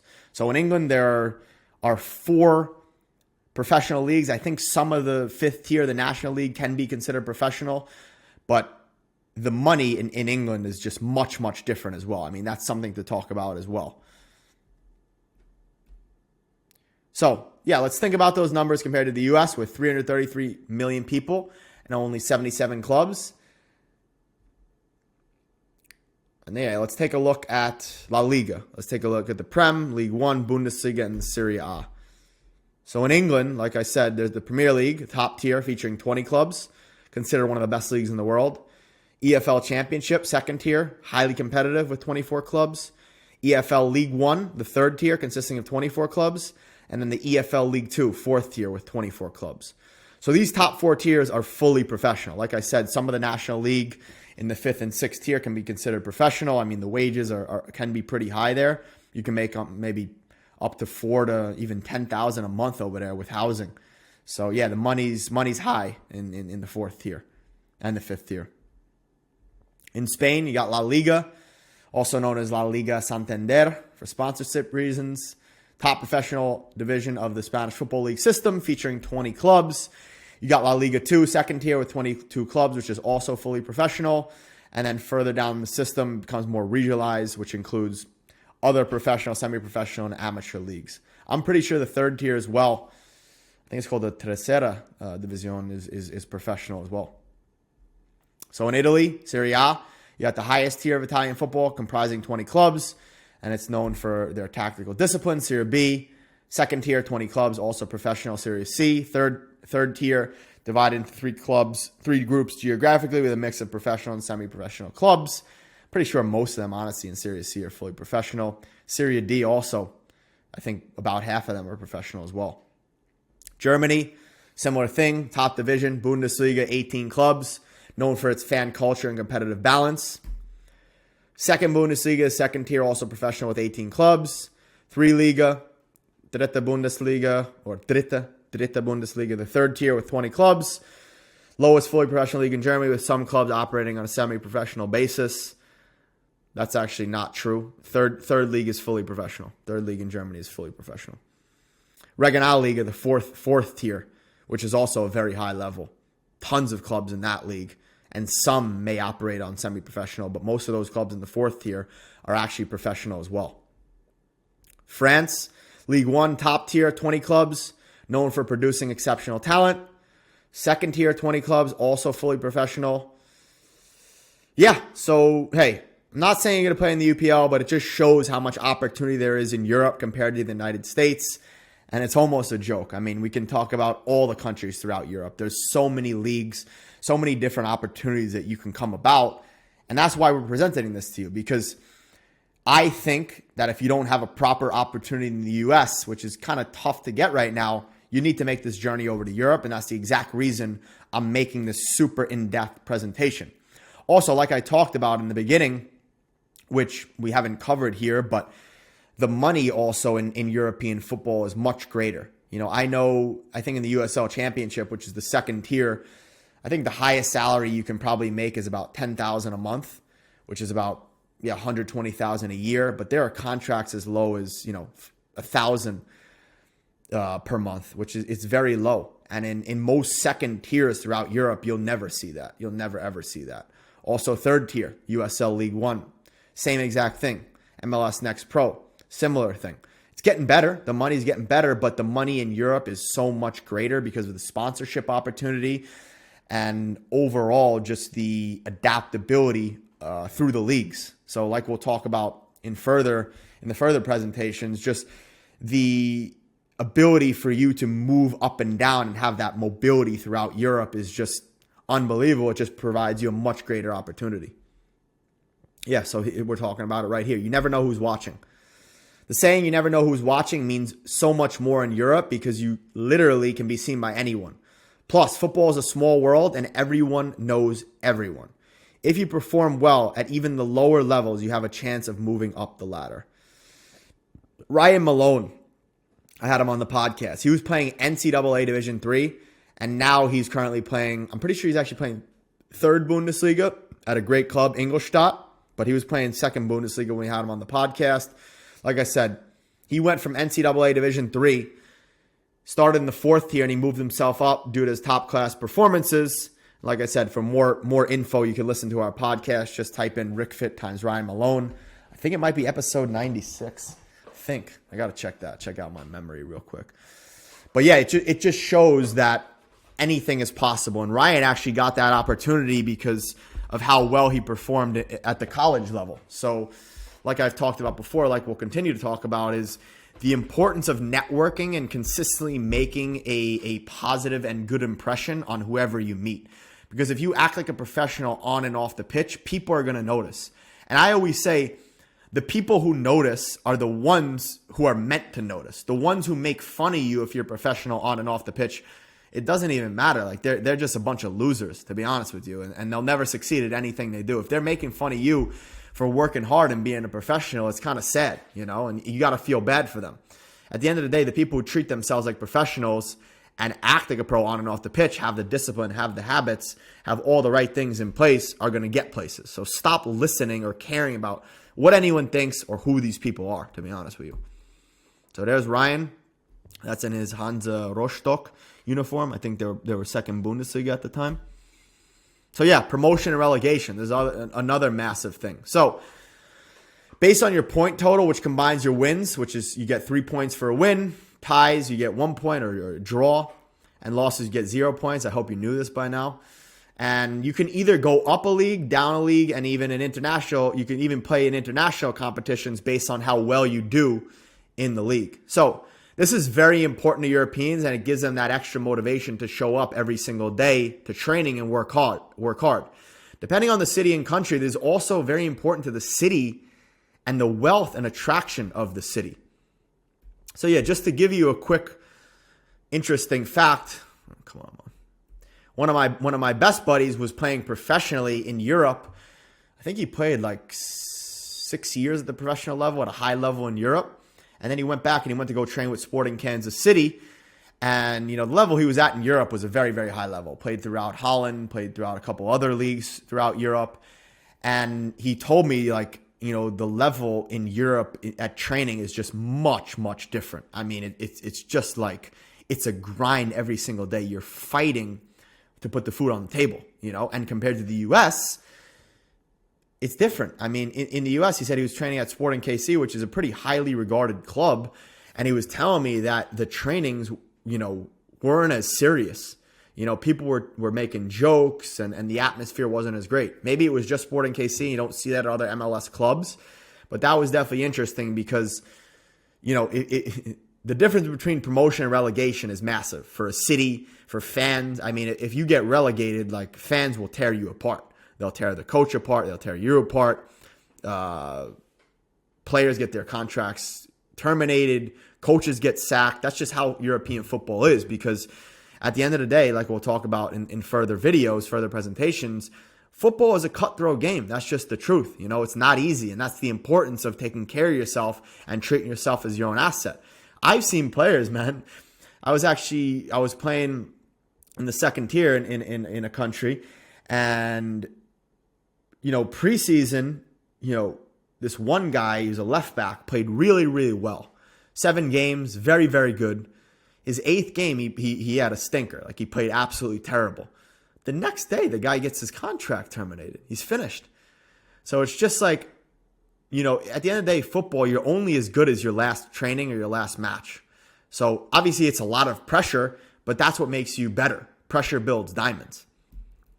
So yeah, like I've talked about, there's a difference in millions of dollars and in euros.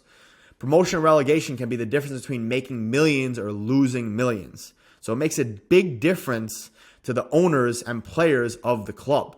This doesn't exist in the United States. If you lose every game in the MLS or the USL, you have no chance to go down. So it really, unfortunately, it gives you no motivation. Obviously, you want to win. I mean, these players are in there to win. I'm not degrading the US. But there's no consequences if you lose. And at the end of the day, to get better and to truly adapt, like we've constantly talked about, you need pressure on you. You need pressure. Pressure builds diamonds, like I said. Like I said, of course, no player or owner wants to have a losing record, but simply it just doesn't mean as much. So like I talked about, the mobility through the leagues. Due to promotion and relegation, European players' mobility throughout the leagues is incredible. You could be playing in a second league of a club one year, and the next year you could be playing in the Europa or Champions League. The jump up can be very, very quick. One day you're playing in the second tier, next year you could be playing in the Champions League. That's just how European football is. For example, my good friend Nico Olsak won the second league with Maccabi Netanya in Israel. And don't bug out here about Israel, this, that. This isn't a political thing. This is stating the fact. The guy played in Israel, won the second league, and let's see where he made it to next year. Boom.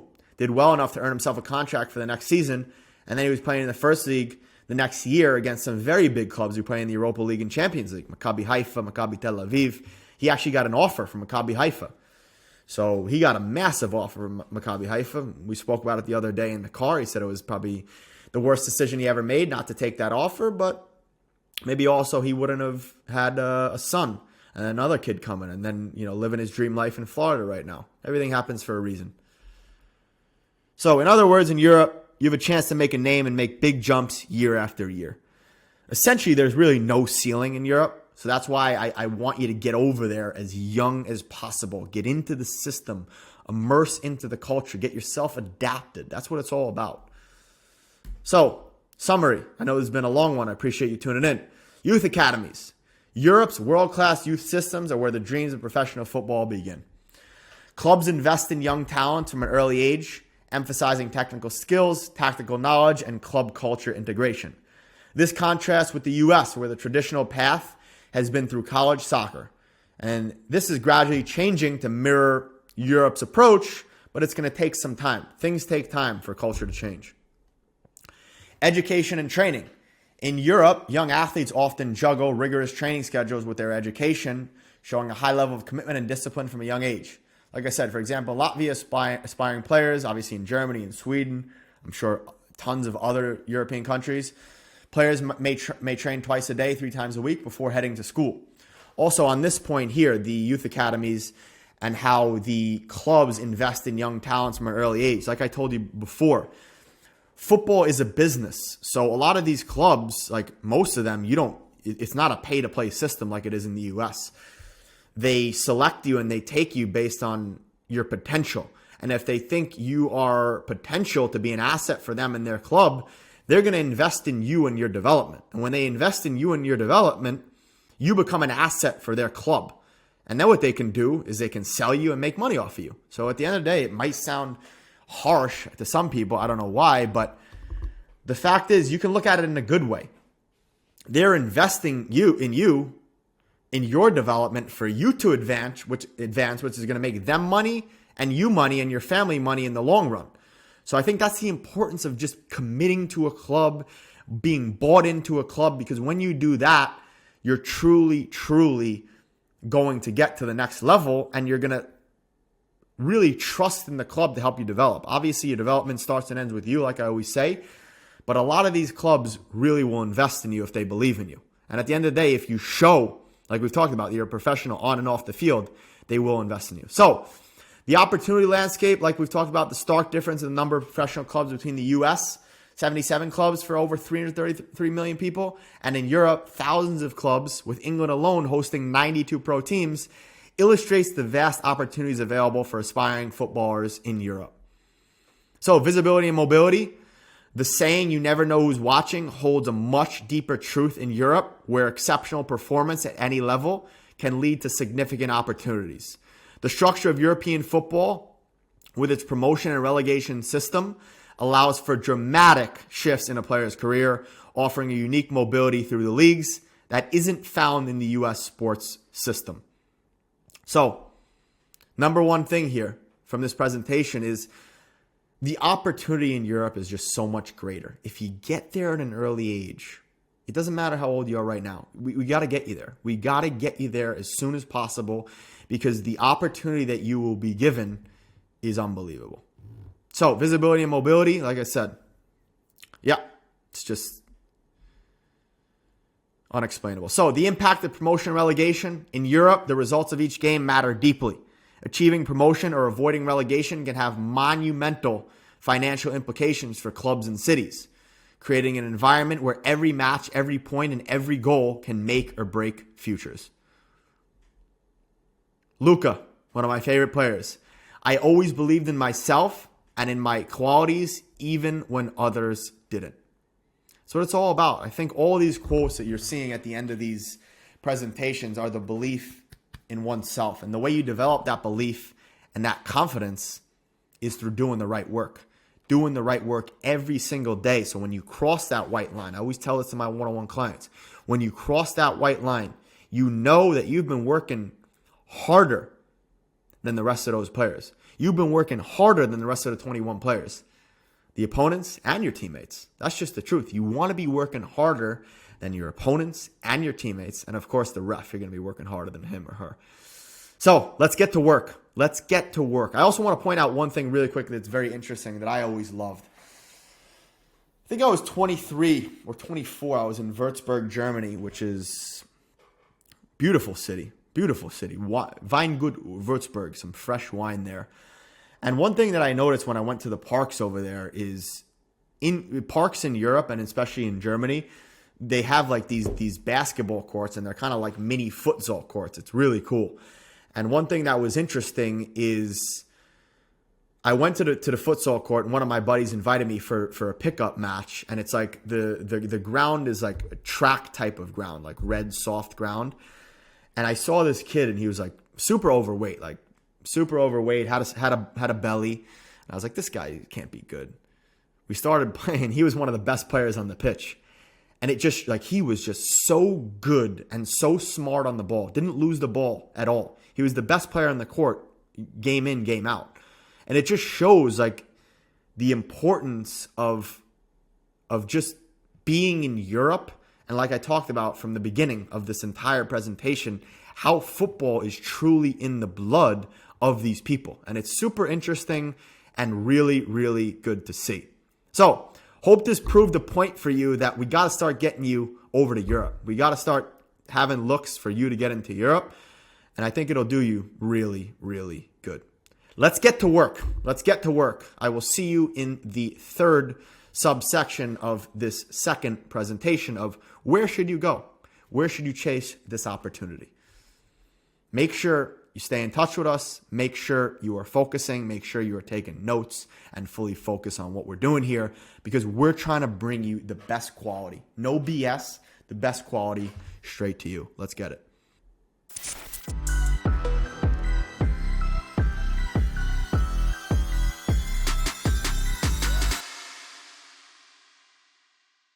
What's going on? Welcome back. Thank you so much for being here. Thank you for giving me your eyes, ears, most importantly, your focus and your attention. In today's video, we're going to be talking about working in your home country and saving up money to take your journey over to Europe. This is a key hack that many people miss out on that really holds them back from that pro contract. You may be thinking, but Ricky, shouldn't I be going over to Europe and be making tons of money right away? That's honestly not the truth. If you're here watching this video, you're not going to be making tons and tons of money right away going over to play. That's just the truth. What we want to do is we want to get you over there. We want to immerse you into the system. And then maybe after 3, 4, 5 years, you start making good money playing football. It's not promised, but it's possible. But what you need to do, is we're going to talk about here, is we want to help you build a safety net. You need to build a safety net so when you get over to Europe, you're not fully relying on the team and you're not fully dependent on the team. You and me both know, and you should know if you don't know by now, if you're ever dependent or reliant on someone, you don't have freedom. You don't have total freedom. The way that you become independent and completely responsible for everything in your life is by taking full responsibility of your life. So if you're trying to go over to Europe, you need to do that. You need to take full responsibility of your life, and you need to bottle down, you need to completely focus, and you need to start making money in your home country so you can save up money to make this journey. So always share the course. We're starting a revolution. This is going to completely transform the entire football industry. If this helps you, which I know it will, make sure you share this with friends, with teammates, and with family. We're trying to change people's lives together. Warning, as always, this is the most important video in the entire course. Put away your phone, put it on silent mode, put it on airplane mode, get everything away. Don't be watching TV, don't be listening to music. Just focus on me, focus on the presentation, and that's how you're going to get the most value out of this. If you're constantly trying to multitask and trying to do so many things at once, you're never going to advance your life. So one thing at a time. Watch the entire video. Don't skip. Don't fast forward. Pro tip, as you've seen many times before, You can watch the video in 1.2, 1.5, 1.7, or 2 times speed. Generally, I would say probably 1.2 to 1.5, and then try to have a notepad near you, or your phone, not your phone, or something near you that you could take some notes on. So let's talk about working in your home country and saving up money. So with all that being said, I'm sure that you're convinced that you want to make the move to Europe before it's too late. So we went over the last presentation. We talked about the opportunities that are in Europe, the reason that you should make the journey to Europe, get out of the US, get out of your own home country, get out of your comfort zone, and make that move to Europe. Like I said, I always say that I wish I ended up here. I wish I ended up in Europe at 14, 15 years old, but life is life, and it just didn't happen that way. Time is everything. Time is everything. So I always tell people that personally, I wish I was here, like I said, at 14, 15. But the reality is, yeah, life is life, and things happen. You're not always born in Italy, Germany, Spain, Portugal. You're not born into these footballing countries. You may have been born in the US. You may have been born in other parts of Europe that's not a massive footballing country. You may have been born in the Middle East. You may have been born in Asia, which Asia is actually getting better. Middle East is actually getting better. But it's nowhere, I don't think, as good as Europe or South America. So what you want to do is you want to create that environment around yourself to make yourself that pro. Like I always say, we want to create that atmosphere of that pro academy. That's exactly why I'm building what I'm building. I actually had a mother reach out to me the other day. I don't know if I've shared this story before, but she told me she's from California, and she told me that she's moving her son. I want to get this image off of here. She's moving her son and her family out to Madrid at 13 years old to help him start on his pro journey. And I just told her I was so impressed, because I've actually never heard of that before. Maybe a couple times. I think Pulisic's family did it for him. I'm sure a couple of the other families who the Americans moved over there and they've done very well have done it as well. But it's rarely seen. And I think those are the people who succeed. And what I've seen actually being in Latvia and other countries and communicating with parents is the environment that the parents create around the player really has a lot to do with it. So let me tell you this story real quick, and then I'll tell you another story after this, just to show you the importance and the impact of an environment.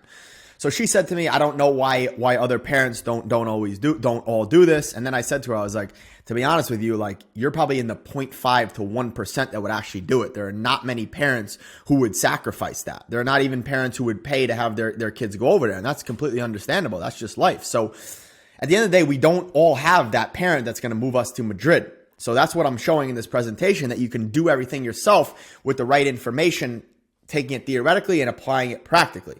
The second story I wanted to tell you is of this, I think he's 20 years old.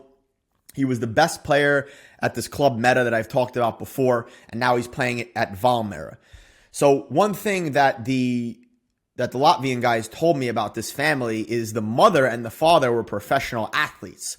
So they created that atmosphere around this young kid to be a pro. And already, I think at about 16, 17, he signed his first pro contract and he got to the pro level. Obviously, those habits that they built and the standards that they held him to are massive. And unfortunately, we don't all have that privilege. Most of us don't. Unless our parents are pros or they're high-level athletes, it's hard to get into those habits, those routines, and those disciplines. At the end of the day, our parents all want the best for us. They want to do the best for us. But at the end of the day, they also weren't in the situation where they were pros. So what we want to do is we want to create that environment where you create those routines and those habits. So that's where we're making sure you go over to Europe. But before you go over, we're trying to develop this safety net. Yeah, so here's the story that I just told you. So yeah, I said, she said she doesn't know why most parents don't do that. And I told her most kids are lucky if their parent drives them 30 minutes to training. That's just the truth. I mean, most of us weren't so lucky. My stepdad did it. That guy would drive me 2 hours to training. But most of us aren't so lucky. And a lot of players that I've spoken to have to take the train, have to take public transport. That's just the truth. So let's talk about saving money.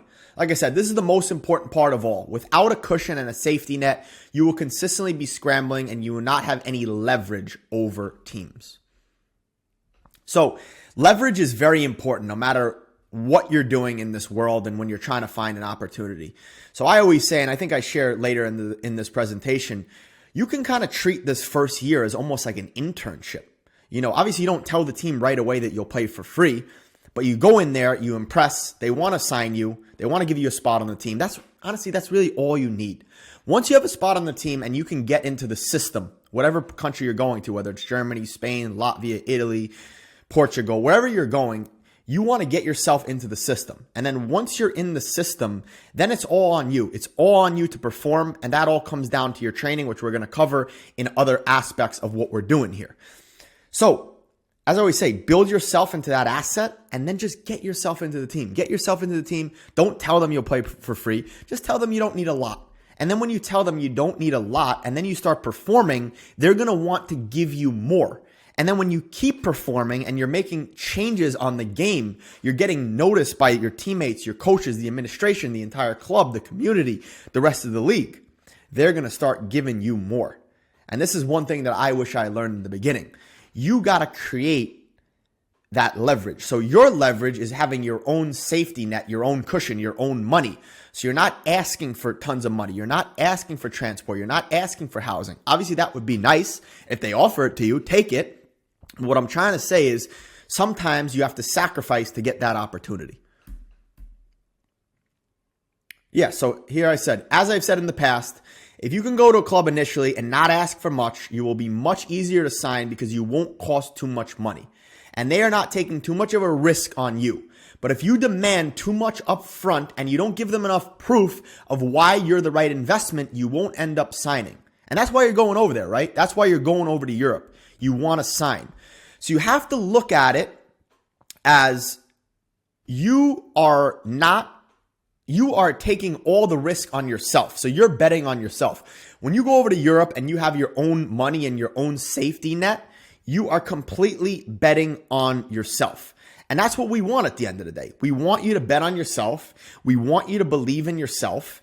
And we want you to just, like I always say, you are your own asset. You take responsibility of your own development, your own life, and your own career.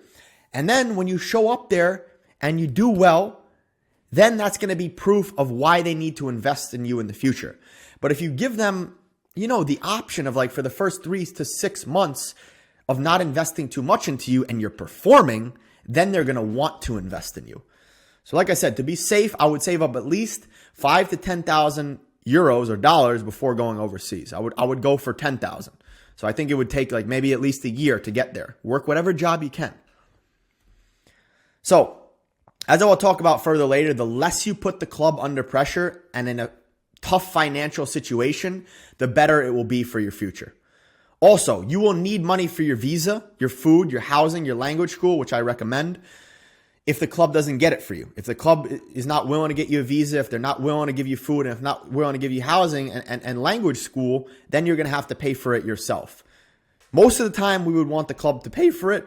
But like I said, this guy squeaked. He hasn't hit puberty yet. But like I said, what we want to do is we want to have you create that leverage. You want to have that leverage and that power over them in a sense where it's you just want a spot on the team and you just want to prove yourself. So, European passport. This is a key one. This is one that you should definitely pay attention to. Let me take a swig of my kombucha. That's decent. Some jasmine kombucha, not enough sparkling in there. So, do your research. I'm going to talk about this later. I have a separate presentation on how to get a European passport. But if you can get a European passport, this is absolutely gold. All my friends who have a European passport, I tell them, you guys are so unbelievable lucky. That thing is gold. Because this will allow you to stay in Europe without trouble for yourself or for the club. Without a European passport, you will have a lot of paperwork to do. So ask around your family. Do any of your close relatives come from Europe? I promise it will help you a lot. So even if your grandma came from Europe, your grandpa, see if you can get those papers and try to find out how to get that European passport. Like I said, there's going to be a separate presentation on that you can check out. But this is something that you need to take into account. Because if you have a European passport, the club isn't going to have to pay as much for your fees within the league and for your visa. Most of the time, you can actually just play, make money, and they don't have to actually get you a visa, and they don't have to pay for your ability to play in the league. So this is absolutely gold. Like I said, you want to create that environment where the club doesn't have to invest so much into you in the beginning, because if you don't have a big CV, if you don't have proof, what do they have to bet on? So like I said, you're betting on yourself, and that's why you're going out to Europe. So the more you bet on yourself, the more cushion you have. If you have $10,000 and you have a European passport, you're almost set to really go on a nice journey for at least 1 to 2 years. So summary here. The dream move. Many aspiring footballers dream of moving to Europe to pursue their passion, recognizing the unmatched opportunities there, which we talked about in the past presentation, the ability to have tons of teams and tons of different opportunities. I often reflect on how starting this journey at 14, 15 years old could have impacted my career, highlighting the advantage of early relocation for intense development. So, like I said, that mom moved her kid out to Madrid. We all don't always have that luck, but if we can develop you here within our community, within what we're doing here for a couple of years, and then we can help you find those opportunities, whether it's through our connections or whether you take everything here and you do it yourself, that's your option. That is the goal. We want to get you to Europe as soon as possible, and we want to provide you as much information and education on that to help your development. So, family support. The commitment to move continents for football is significant, as exemplified by a conversation with a mother who moved her son from LA to Madrid at 13. These decisions underscore the immense support some families provide to chase the dream of professional football in Europe. But like I said, most families don't do that. I would say it's 0.5%. Like I said, some of the guys who have succeeded in Europe, I would say Pulisic. I'm sure a couple of the other guys, I don't know any of them off the top of my head. I know Pulisic's father and mother did relocate to Germany in the beginning. So, like I said, saving up is key. Before making the leap to Europe, having financial security is absolutely crucial. Having that stability and that calm mind is unbelievably important. So a savings cushion allows for more flexibility and less pressure when trialing with clubs.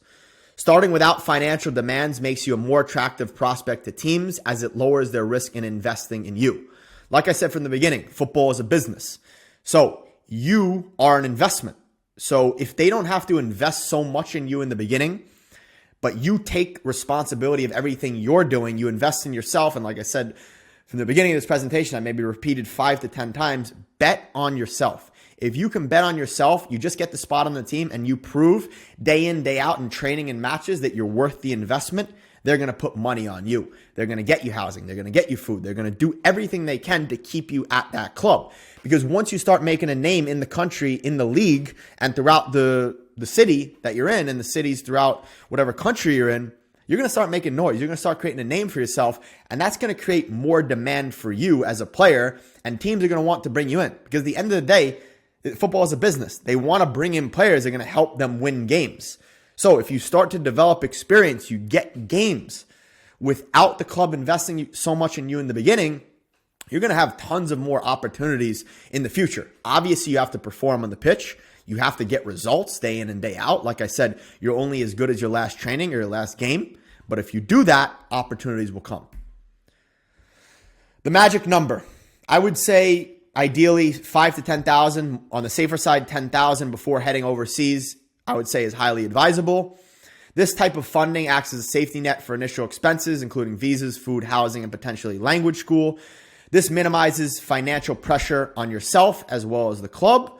And like I said, it eases the club's possible financial concerns, which paves a smoother path for your overall integration and for your first contract overseas. The golden ticket, the European passport. If you have a European passport, this can significantly streamline the transition to playing in Europe because it reduces the bureaucratic hurdles for you and the club. So investigating any family lineage for potential European citizenship could prove invaluable in facilitating your move and career in European football. So like I said, this is absolutely gold. When you have this, the club is just going to be relieved. That's one of the first questions that I get asked when I'm calling clubs about players or when I was doing the calling myself. So what you need to do is you need to do your research on your family and then find out how you can get a European passport. Like I said, we're going to have another presentation on that. I don't know when it's going to be released, but it will be released. But you need to do the research yourself, take responsibility of your own development, your own career, Find out what's going on in your family. Can you get any papers from any family members that have been European citizens in the past? So, Pep, the only way to improve is to play against the best. That's I don't have to do any other talking there. The only way you improve is by consistently playing against better players. And then I think most importantly, consistently challenging yourself. Consistently taking yourself out of your comfort zone, putting yourself in risky situations, and putting yourself under pressure, like I talked about in the past presentation, to develop. Like I said, pressure builds diamonds. So we want to build you into a diamond. So put that pressure on yourself from within, not overdoing it, but put the pressure on yourself to consistently adapt day after day, week after week, month after month, and year after year. Most importantly, let's get to work. Take this presentation, really dissect it out, take as much information as you need, go back, rewatch it, and apply. Rewatch, apply. Rewatch, apply. The first time watching, you're not going to get everything. So what you need to do is you need to rewatch and then apply. Let's continue getting this work. I'm so excited to be on this journey with you, and I can't wait to see you succeed. I'll see you in the next presentation, which I'm pretty sure is the last presentation for subset 2.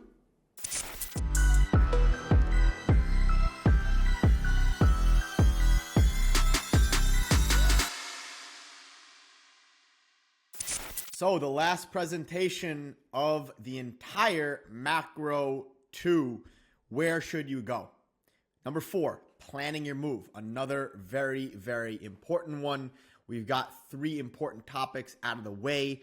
Now let's talk about really planning and really adjusting everything to get you out there and get you going. So here's what we're going to cover. Number 1, we're going to talk about planning the country you're going to. Number 2, we're going to talk about the importance of learning some of the language. Number 3, we're going to talk about actually making a plan to get out there. And then number 4, we're going to talk about the importance of doing your research on visas. Number 5, we're going to talk about networking with other professionals. So, as always, share the course. Friends, family, teammates. This type of information you're never going to find anywhere else on the internet. This is the most honest information from practical and theoretical experience. I've done this for 10 years overseas, no family. Sometimes no friends, alone most of the time. 6 years as a pro. 3 months, 6 months trying to start a pro club. I got a bit of experience. And most of those people with that experience don't usually tell the honest truth all the time. Lots of people in this game are trying to make a quick buck, but we're not trying to do that. We're trying to build long-term legacy with what we're doing. So share this course because we're trying to start a true revolution and really change people's lives. Warning, as always, is the most important video in the entire course. Watch the entire video. Don't skip around. Don't fast forward. Pro tip, watch this video in 1.2, 1.5, 1.7, or 2 times speed. Generally, I would say 1.2. Get yourself a notebook if you need. As always, you want to go back and rewatch these presentations probably at least 2 or 3 times. So, number 1, we're going to plan the country you're going to. So if you have the ability to get a European passport, it's definitely useful, and I think I highly advise to go to the country that you can get that passport from, and then you can see how the football is there. I believe people from that country will respect you more, and it's even more motivation to learn the language so you can actually keep your culture running deep through your family. I think that's something really, really important that's underlooked in American culture and American families. And one thing that I really learned in Europe is the importance of tradition and keeping your roots center of the family. As you know, one of the most important things for you is your last name. You got to make that last name always, always, always look good. And if you can make a lasting impact and create a legacy, for example, if you're from New York and you got family in Italy, in Sicily, if you go over there, you learn Italian, you're playing football, there's nothing better. I mean, that's, I use Italy and Sicily because it's a warm culture. It's a beautiful culture. It's a family culture. So if you can really breed that and bridge that gap between your family in New York and your family in Sicily, I don't think you'll ever feel better. If you can really, really start to bring some of your family over to Sicily, have them visit maybe relatives and family they've never seen before, that's unbelievable. And that's all through football. That's why football is so great. this small little ball you can travel the world with. And that's what's the best thing about it. I always say, I've been over here for 10 years, like I've said. The best thing that I've done over here is the relationships and the friendships that I've built. I probably have friends in at least 25, 30 countries that I can go visit. And it's just unbelievable. And that's all through the beauty of football, the beautiful game. Obviously, we've talked about there's harsh realities of the game. It's cutthroat. It's not easy. But if you can always take the most out of it and change your perspective all the time, you will be grateful for doing this. So maybe your relatives have family in that country and you can stay with them to save money on housing, and you can also be more comfortable. So like I said, if you're in your culture, if you speak the language and you're with your family, you're going to be more comfortable. If you're more comfortable off the field, you're going to be more comfortable on the field. I always say this.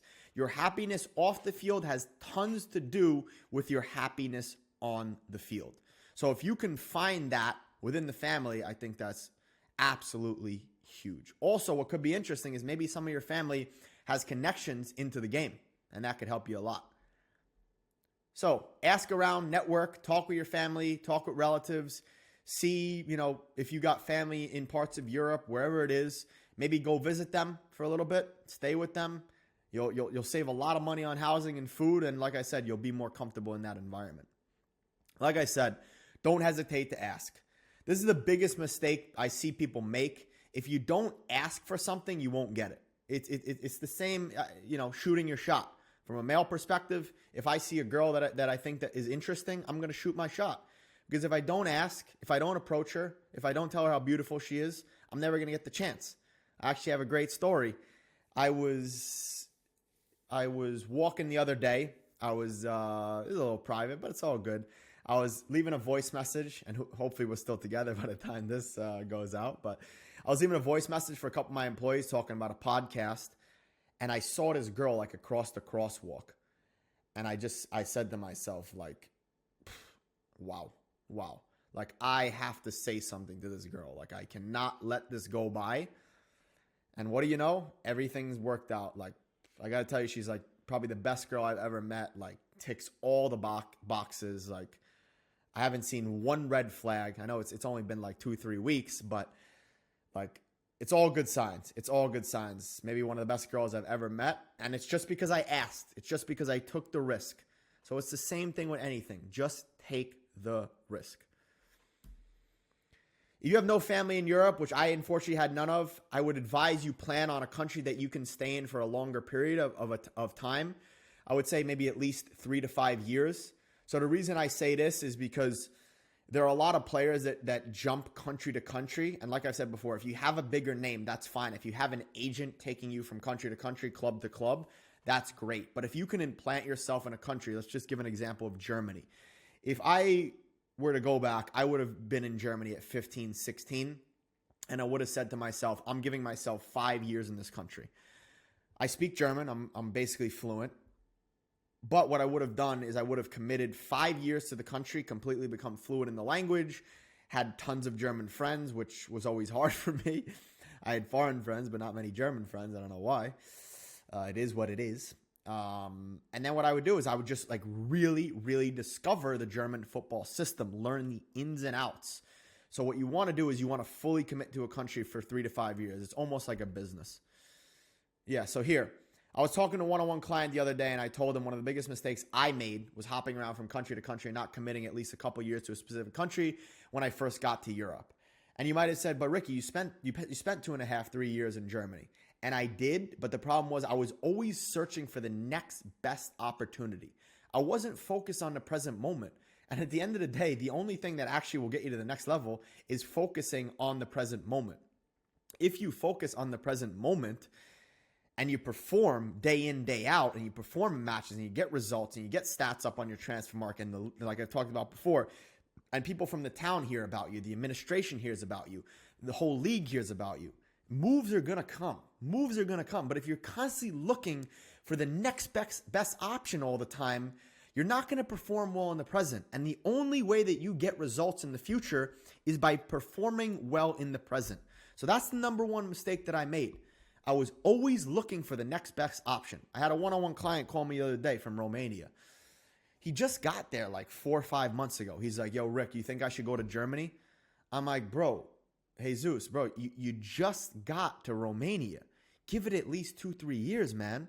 That's a great country that you can break in and really possibly make a name for yourself. Why would you jump the ship? You were just telling me how good it was the other day. You just signed for a club. I understand it's the 4th tier, but it's the ability to get into the league, to get into the system, to make jumps, man. Get into the league, get better as a person, focus on the club at hand, get minutes, get games, get results, and you will get your move. Stop searching for the next best thing. And I know why a lot of people do it, to be honest. I think a lot of it is that image from back home. Like you have friends asking you, oh, bro, why are you playing 4th tier? Like why'd you go over to Europe just to play 4th tier? But that's not the reality. That's not the reality. You have to go over there and you have to commit to the country and not worry about what anyone else thinks. If you're worrying about what someone else thinks, you shouldn't go on this journey. Go on this journey, fully commit like we've talked about, fully make that decision and commit to a country. I don't recommend trying a country and saying I need to stay just because you want to commit to a country just because I said so. I advise trying maybe a couple countries out for a couple weeks at a time in the beginning before fully committing. But if you feel a good vibe and good potential from the country and you've done your research and your due diligence, just fully go for it. Just fully go for it. Be 100% all in, and I promise you everything will work out. But if you're the other way and you're constantly searching for a new journey and a new country, you're never going to make it. So yeah, for example, I didn't have the best time in Germany. I wasn't happy there. If I had come to Latvia sooner, I probably would have committed at least 5 years to Latvia because of the potential I see here and how much I love the country. So yeah, like I said in the initial thing, I probably would have loved to go to Germany at 16, 17, or 15. Latvia would have been a better move at 20. But this is the third bullet point is just a point based on my age when I came to Europe. So when I came to Europe at 20, I would have rather come to Latvia instead of Germany. But if I were to choose again, I would have gone to Germany at 15 or 16. Hope that makes sense. So with anything, everyone is different. You need to find the best fit for you, what makes you feel best, and what makes you feel truly at home. That's the ultimate goal. You want to feel at home in the country you're going to. Because like I said, the happier you are off the field, the happier you're going to be on the field. And at the end of the day, that's the goal. That's the goal. Happiness is going to breed success. If you're struggling off the field, it's going to be hard to find happiness and success on the field. So staying in a specific country for a longer amount of time will allow you to adapt, assimilate, and get used to the culture.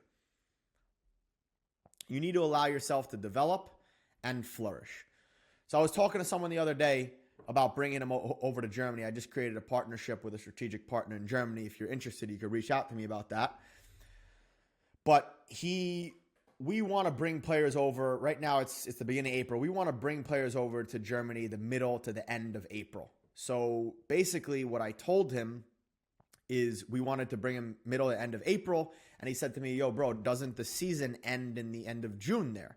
And I was like, yes, it does. But one thing that a lot of players don't do, and a lot of these combine companies and a lot of these full residential programs don't do, is they don't help you adapt in the beginning.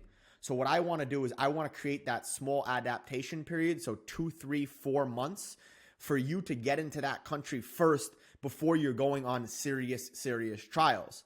So what I want you to do is I want you to get yourself entrenched into the culture, start learning some of the language, get familiar with the culture around, get familiar with the area. And like I said, once you get familiar with the area and you're feeling good, you're going to perform your best. So once you do that and you get familiar with everything around, then you can start going on your serious trials. Also, you want to get used to the jet lag. You want to get used to the football. So this is what I mean. You want to get into a specific country and give yourself that adaptation period so you can develop and flourish. Let me take a swig of my kombucha. Good for the gut. No, this is kefir, actually. I would compare this journey to a business. You need to give yourself at least 5 to 10 years to fully develop and flourish. That means staying in one country for as long as you can and trying every single avenue in that specific country. You may say to me, but Ricky, you told me that I need to save up $10,000 for a year or 2 years. How am I going to last on that for 5 to 10 years? what you want to do is you want to get in there, you want to do your best, and if you can start making money as a footballer, boom, that's great. If you can create yourself a side hustle online, which we're going to make another course about, that's even better. So if you have 2 streams of income, one from playing and one from your side hustle business, that's exactly what I have, then you're going to be chilling. You're honestly going to be chilling because at the end of the day, Europe is much cheaper than the US. So if you can find yourself a side job in the US or create your own business or whatever it is, and you're making decent money for yourself, you're going to be enjoying yourself in Europe. I can promise you that. So yeah, like I said, get to know the culture you're in, get to know the people, get to know the football, and do your best to learn some of the language. Don't rush to get out of there. The country you pick needs to be based on logic. Make a smart and calculated decision, and don't rush it. Like my boy Virgil said, smart and calculated. Countries to start out / try out. Start out in / try out. If you don't have an EU passport in a specific country, I think these are the best countries. So, Germany, Sweden, Finland, Denmark, Estonia, Latvia, Lithuania, and Poland. The reason I choose these countries, and I think Portugal actually might be unique as well, but the reason I choose these countries is I've seen these are the most lax countries with Americans and probably the easiest to get visas with. I'm going to continue to do more research as I start to build more projects out for you and the rest of my people. But for me, just at first glance, I think these are the best countries to start checking out for yourself. Yeah, like I said, these countries are very friendly to Americans and some of the easiest to acquire a visa if you don't have a passport. They also seem to be countries that are more willing to give foreign players a chance to start their career. Especially places like, I think all these places, honestly, are willing to give foreigners chances. I highly recommend using the website Yanks Abroad, especially if you're American, to find out what other Americans are playing in that country. Then what you want to do is go to their Instagram and reach out to them. So basically what I mean by that is, so there's this website Yanks Abroad. This is what I used when I was very, very young to get into countries, to get podcast guests. And on this website, they have a fantastic glossary of players. And what you can do is you can sort and filter these players throughout the entire throughout countries. So what you do, I think they actually have it in alphabetical order by the player. So what you can do is you can look through the list. You can see what country they're in. And if they're in one of the countries that I talked about before, or if they're in a country that you think is interesting, what I would do is I would take their name, put it in Instagram, and reach out to them. And like I'll talk about in the future, in future presentations, don't reach out to them and ask for something right away. Reach out to them, tell them, hey man, or hey girl, whoever you're reaching out to, I'm thinking about going to Latvia. I see you've played in Latvia for 3 years. What's your experience? What do you advise? Would you advise an American coming over to Latvia and trying it out, or would you advise a different country? Have you played in other countries? Obviously, don't over ask. See how friendly they are, and if they're friendly, ask them if they could set up a call. And then what you do after the call, you tell them, hey brother, or hey sister, whatever. I owe you a beer. You shouldn't be drinking much. I owe you a meal. I owe you maybe a glass of wine. When I come to that country, I'd love to meet up. And then I'm sure they can probably get you into their club. What they'll probably ask, or you can even just say, after you build a better relationship, you can pass your highlight video, you can pass your CV along to them, and I'm sure they're willing to get you into the club. Because one of the best recommendations that you can get is directly from a player on the team. So if you aren't from America, find players who are from the same country as you playing on a specific team. Reach out to them and ask if they can get you a trial with their team. Also on Wikipedia, you can find players with their specific flag, so that could be another way of doing it. So yeah, players that are from your country know what it's like to be in your shoes, so they're much more likely to help you out. Additionally, go to my podcast, How to Become a Professional Footballer, on any audio streaming platform as well as on YouTube, and reach out to the players I've had on. I'm sure they will be willing to help you. So yeah, what you want to do is you can go to my podcast, check out the podcast episodes, and you can go directly to their profile. Generally, I think most of the time their Instagram is laid out on there. Reach out to them, tell them I heard you on Rick Fitt's podcast. I would love some advice about this specific country, and I'm probably 95% sure most of them will answer you. And if they don't, maybe you can message me or you can put it in the group in the community here, and I could reach out to them myself and help you out. So number 2, learn some of the language. So this is something that is very underlooked, but it's very, very important. As I will go into a later presentation about Germany, sometimes knowing the language is as important as your football ability, especially in Germany.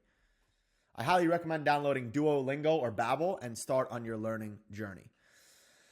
So in Germany specifically, it's so important to learn the language, and like I said, it's as important and maybe even more important to know the language than even your footballing ability. You got to almost have it as equals, because especially in the lower leagues, unfortunately, some of the players aren't as educated. They don't speak as good of English. And also the coaches, they don't want to have to re-explain themselves consistently in English, because they want the flow of the training to go well. So if you have the ability to learn the language and take that stress off of them, just like I talked about the money stuff in the past presentation, if you have the ability to take off the stress and the pressure off of them, they're going to be super grateful, and they're going to look at you in a better and a more, let's say, enlightened way. So if you can take that off of them and you know the language and you can flow better with the training, it's actually even going to help you, I think, in the trial process, because the GM, the sports director, the coach, the teammates, they'll be very, very impressed that you know the language, or at least a bit of the language, and you're trying before you even go over there. So if you can learn the language, I think it's so valuable. So valuable, and it'll create much more flow in the training. And especially as a footballer, especially if you're playing in the center of the park or wherever you are, the more you can communicate, the better.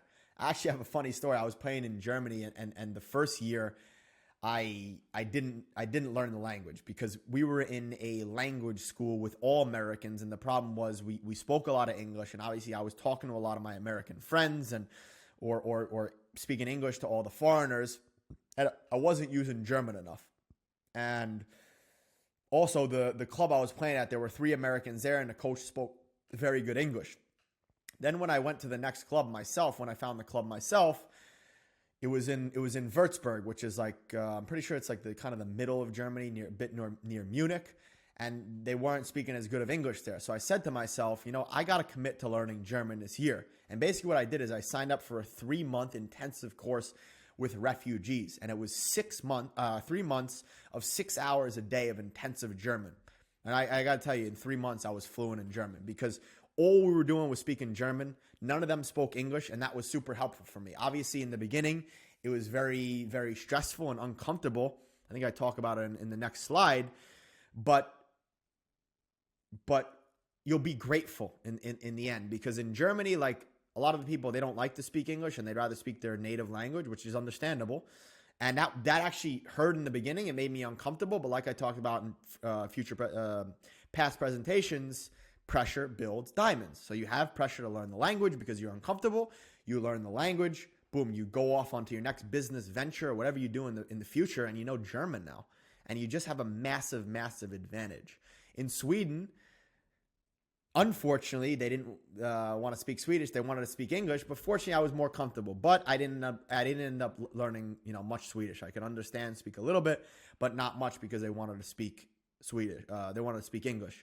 Unfortunately, in Latvia, I just became too busy with my business and helping out clients and developing my app and other stuff to help this football industry that I didn't learn any Latvian. So who knows? Maybe I stay here for a couple of years and I start to learn, but it's got to just prove its value for me for the time. So spend at least 3 months learning some of the languages of the country you're going to. When you speak some of the language, it will be much easier to fit in, and people will respect you much more. You will also be much more respected by coaches and teammates, just like I said before. Like I said, this is something I wish I did in Sweden. Like I said, the problem was that they loved and wanted to speak English, so I didn't learn much Swedish. This is also something you should do when you're young, because besides helping you out on your pro journey, this will help you improve your brain and your overall intelligence and the ability for you to be sharp. Learning a language is one of the best things you can do for your brain, because at that age, your brain is malleable and you have the ability to learn. It's also something to take advantage of when you're just playing football and you're not involved in anything else off the pitch, but because you can get very busy. So yeah, like for me, if I could go back, I would say, I started my business at 22. So I would say I would have actually liked to learn German and Spanish from 20 to 22, and I could have done it, but I didn't know the language is so important in football and business and the future and relationships. So if you know a couple languages, that's going to help you a lot, with tons of opportunities within football, within business, whatever it is. If you know a language, you're going to be miles ahead of the competition. And yeah, like I said, I advise to do it when you're young and you're not so busy, because when you get maybe into 24, 25 and you're trying to create a side hustle and make more money, you're not going to have as much time. Also, it helps to have a foreign girlfriend or a boyfriend, whatever you're into. When I got to Latvia, I unfortunately became way too busy. But something I wish I did was learning more languages when I was younger, just like I said, like our boy Zlatan. So, number 3, make a plan. Let me take a swig. So, without a plan, you've got nothing. Ask yourself these questions once you figure out your country of choice. What region has the most clubs? For example, if you go to Germany, the west of Germany has tons of options in various different leagues. This way, when you go to West Germany, you can travel to places easier and you don't have to spend as much money on transportation, and also you're not as uncomfortable moving Airbnb and place to place. So where will you stay? I would recommend, like I said, Airbnb is much cheaper than hotels, and it definitely feels much more homey. You can get much more into your routine. You could cook your own food. You can really do a good job of creating the boundary between work and play, work and rest. If you're in a hotel, it's very tough to do that, and that could have you struggling with your sleep, which is obviously not going to be good for your performance. Yeah, and like I said, you can also get into a much better routine and feel the culture more. You can explore the neighborhoods, because obviously hotels are generally in touristy neighborhoods.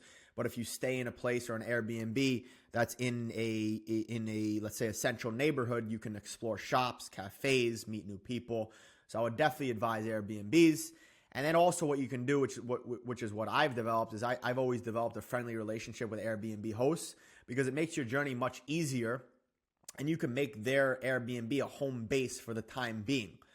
Also, what you can do, some landlords will only do this, is you develop a relationship, get their WhatsApp, and then you can actually, pay them in cash or a bank wire. And I hope Airbnb is not watching this. Maybe they'll sponsor in the future. But you get off Airbnb and you don't have to pay the fees, and then they also get more of the money. So most hosts actually want to do that. So I would definitely recommend doing that. And also, hosts will always help you with recommendations and make you feel more welcome within the country. Yeah, so like I said, if you make friends with Airbnb hosts, you might be able to ask them if you can rent their place for a longer period of time, which will be off Airbnb and which will cost less. So, number 4, very important, do your research on visas. Like I said, we're going to have a separate presentation on this, how to get a visa in Europe. We're also going to do a specific how to get a visa in Germany, because from my 3 years playing there, I did it in Nuremberg. So this is very important and it can't be overlooked. A visa will allow you to stay in the country without getting into any legal trouble. Please make sure you do thorough research on these, as they can affect whether you're allowed to stay and play the season or not. And I also plan to do a separate presentation on this, like I said. Also, one thing here, if you don't have a visa, like I said, you might not be able to get paid and you might not be able to play the season. So this is one of the most important things to figure out. You can also try to figure this out with the club. Maybe they have a local attorney that can help you out with this. But I definitely advise trying to figure this out within the first couple of weeks. So after you find a team and the team's interested in you and they want to sign you and register you for the club, most of the time they're going to ask you, do you have a visa? Can you get a visa? Blah, blah, blah. And then what you do is you just, create a good relationship with them, have a couple meetings, and see how you can help each other get the visa. So yeah, most countries allow Americans to stay in the country for at least 3 to 6 months on a tourist/visa-free travel. But like I said, it's very dependent on each and every country. And obviously, if you're not American, you'll need to do research based on your passport and your country. Currently in Latvia, it's really good. I get 3 months free, and then I can extend it for another 3 months. In Germany, I'm pretty sure it's the same thing. But like I said, you got to do your research and due diligence. But most of the time, you get 3 free months. And during those 90 days, you got to do your research. Go to the in Germany, it's called the Ausländerbehörde, which is like the foreign office to get your visa. Yeah, countries like Germany, Sweden, Finland, Denmark, Estonia, Latvia, and Lithuania have seemed to be easier based on personal experience and talking with friends who have played all over Europe, just like I said in the beginning. So yeah, I don't have a European passport, so I have taken many different routes and paths to stay out of trouble. Wasn't easy. It's taken a lot of work, a lot of money, a lot of research, a lot of networking, and tons of sleepless nights. That's just the reality of it. Like I've said, you're going to have to sacrifice on this journey. And it also may be worth it to pay a local lawyer to do some research for you. Of course, before they start to do the work, agree on costs and your own budget before that they can't go over, because obviously it can get costly, and you want to make sure you do your due diligence and your research. I will do a specific presentation and present to you an example on how to get a visa in Germany based on my research experience and how I did it for myself, which I think will be very, very helpful, because you can take that theoretical and apply it right away into Germany or into another country. Also, to go back on that, like I said, I've created a nice strategic partnership with a couple friends who play in Germany. And what we've done is we've created a nice path. So I always say there's a DIY and a DFY. So the DIY is what I'm showing you right here. You do it yourself. You do everything yourself. You do the research on the visas. You find the trials. You find the housing. The DFY is the thing where you're going to pay tons of money for, which sometimes people are charging upwards of 40,000 euros per year, which, I mean, is a lot of money. I don't know if your parents willing to do that. That's on them. But then we're going to try to come in the middle and more onto the lower side. We're not going to be charging that amount of money. But what we're going to do is we're going to help you with the visa. My buddies speak German, so they're going to be able to call teams. They have contacts there. They're going to be able to help you find an Airbnb and eventually an apartment. And they're going to help you, I don't know if I said this already, help you with a visa. They'll help you find a language school, and they'll help you feel more comfortable and mentor you through the entire process. So like I've said before, if you're interested in this, make sure you reach out to me. You can do it via email. You can do it via messaging here. You can do it whatever. Just try to reach out to me, and I'm sure I could just send you a presentation of how we're working it and see if you're interested. So network with other professionals. Last point here. So as I said before, that's exactly what I did. And this may be one of the most important things that you can do. The more people you know in this game and the more people you're connected to, the better. We will talk about how to network and how to strategically use LinkedIn in future presentations. So don't worry. There's a great website called Yanks Abroad that has a list of all the Americans playing abroad. Yeah, so here it is. Yeah, you can actually click this link, so that's cool. Or you can just search Yanks Abroad on Google.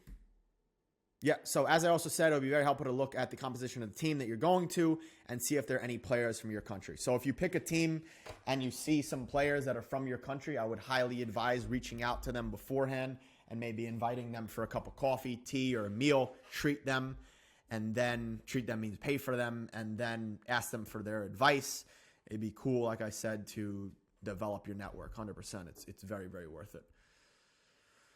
If you reach out to players from your country, I can almost guarantee that they're much more likely to want to help you out. That's just the truth. Because like I said before, they've been in your shoes. It's not easy. You know, this game is super, super hard, and you need a good network to really build something good, you know. So they're definitely going to be willing to help you out. Find the country you're going to. Find the players on Facebook and on Instagram. Reach out. I'm sure a lot of the players will be more than willing to help. Like I said before, you can do it on Yanks Abroad, or you can go to the club's composition through the website called Soccer Way, which I think we'll share in the future. And you can find the players that are playing there. Maybe it's a little outdated, but you can even reach out to future players. And if they're from your country and you reach out, I almost guarantee that they're going to be willing to help you out and go overboard to help you out, kind of over-deliver in a sense. And then what you do is once you find their name, you find them on Instagram, Facebook, or LinkedIn, reach out, and I'm sure they're more than willing to help. One of the most important things that you can do along this journey, like I've said, is to build a network. I've said it before. It's one of the things that I'm most proud of and most grateful for. Like I said, I have tons of friends all over 25, 30 different countries that I can reach out to if I need help or connections. Yeah, so Yanks Abroad wrote a nice article on me talking about my journey. Hopefully they'll write some more. And yeah, like I said, you can check out the podcast I have. There are tons of players on there. I'm sure if you reach out to them, they will be willing to help you out. So search it on YouTube, search it on any spot, any platform, Spotify, Apple, Podcast, Bean, whatever it is. You search it, you will find the episodes, and then you will find the Instagrams of those players on there, and you can start reaching out to them. So summary, this has been the longest presentation of them all. I think it's probably been one of the most important. I got to pick a little booger here. It's all right. So choosing your destination. If possible, select the country where you're eligible for a European passport because it can significantly ease your overall transition. It offers more than just logistical ease. It's an opportunity to connect with your heritage and immerse yourself in a culture deeply tied to your family's history. Leveraging family connections. Explore family connections in Europe because it can provide a nice soft landing for you, potentially offering a place to stay and a ready-made support network. Like I said, don't hesitate to shoot your shot. Don't shy away from reaching out and asking questions.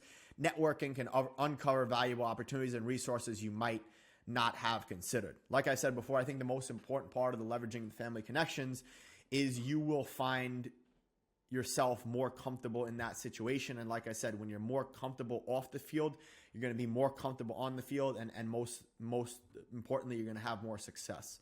So they'll be cooking some food you're used to.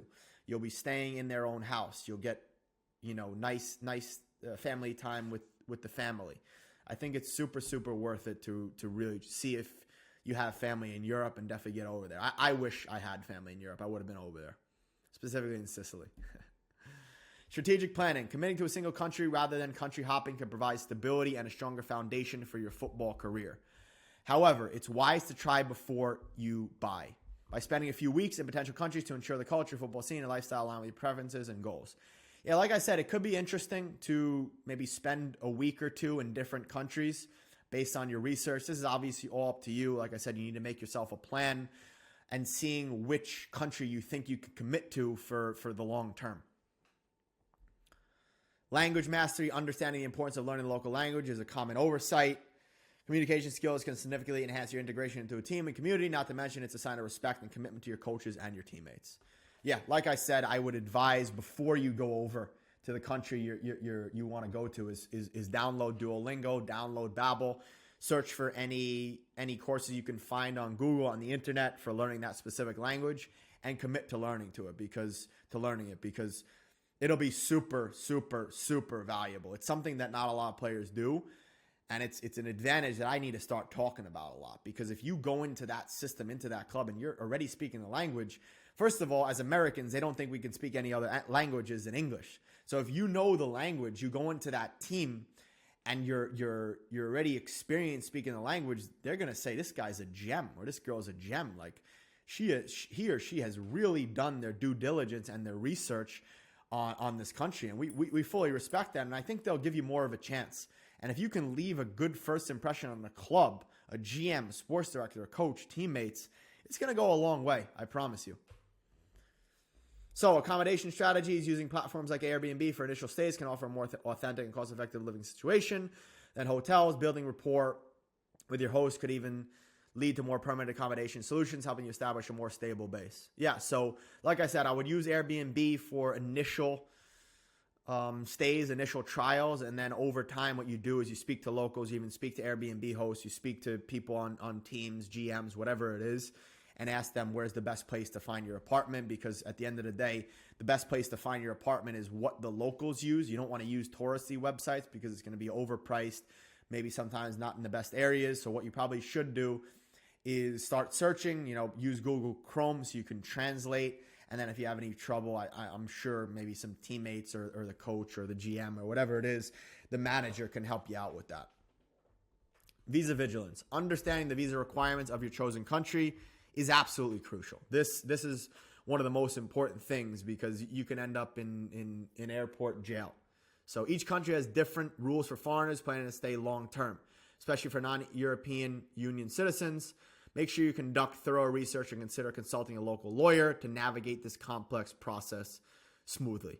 I actually have an interesting story. I was in Finnish airport jail one time. I don't know why. I don't know why they put me in there. I think I might have overstayed my welcome, but thankfully they let me out. It's not a good situation. It's not a good situation. I also had an instance in Latvia, which is another story, where I worked with a local lawyer to help me get a visa, and I had so we were in the middle of the season. We're actually towards the end. I think we had 4 games left. I had gone to London to meet with some possible investors for the club at FA Jurmala, And I asked the lawyer, can I go? Like, because, London is out of the EU, you leave the Schengen, and then it's hard to get back in. He's like, yeah, you're fine. You already have the person number. You already have the visa, right? Boom, I had like a sheet of paper. And the biggest mistake is I paid cash to the notary to get the quote visa and to get the person number. So that was the biggest mistake because I didn't actually have anything. So I came back, 4 games left in the season, and I couldn't get back into Latvia. They told me I can't get back in, and I have to go back to my home country and try to get a visa from there. And that's what I did. I missed 3 games. It was so tough. So I highly, highly advise you to really do your research and your due diligence on visas. Don't mess around with this stuff because this is the law, So, yeah, building your network. Take a quick sip here.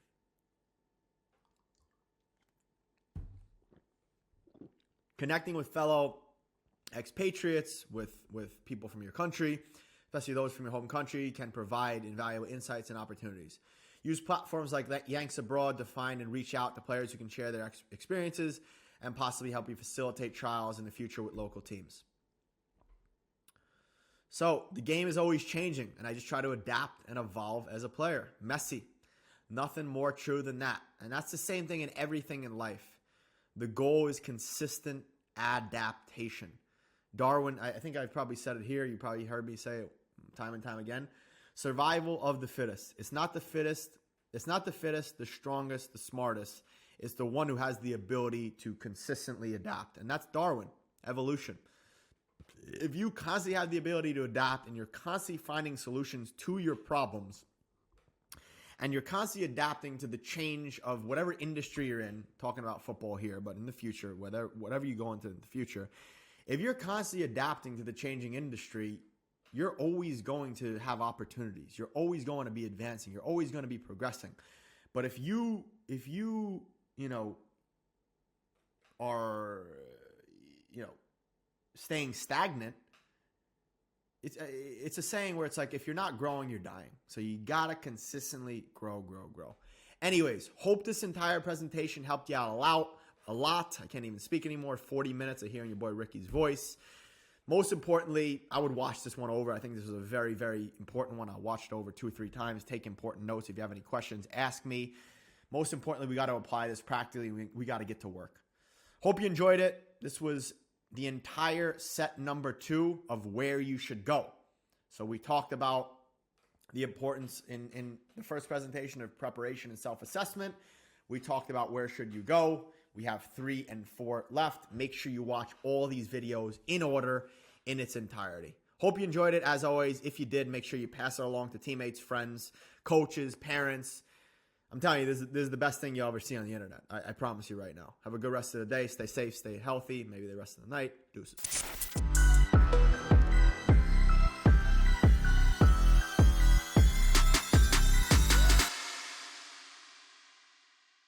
If you watched this full masterclass and module from start to finish, I applaud you. Thank you so much for doing so.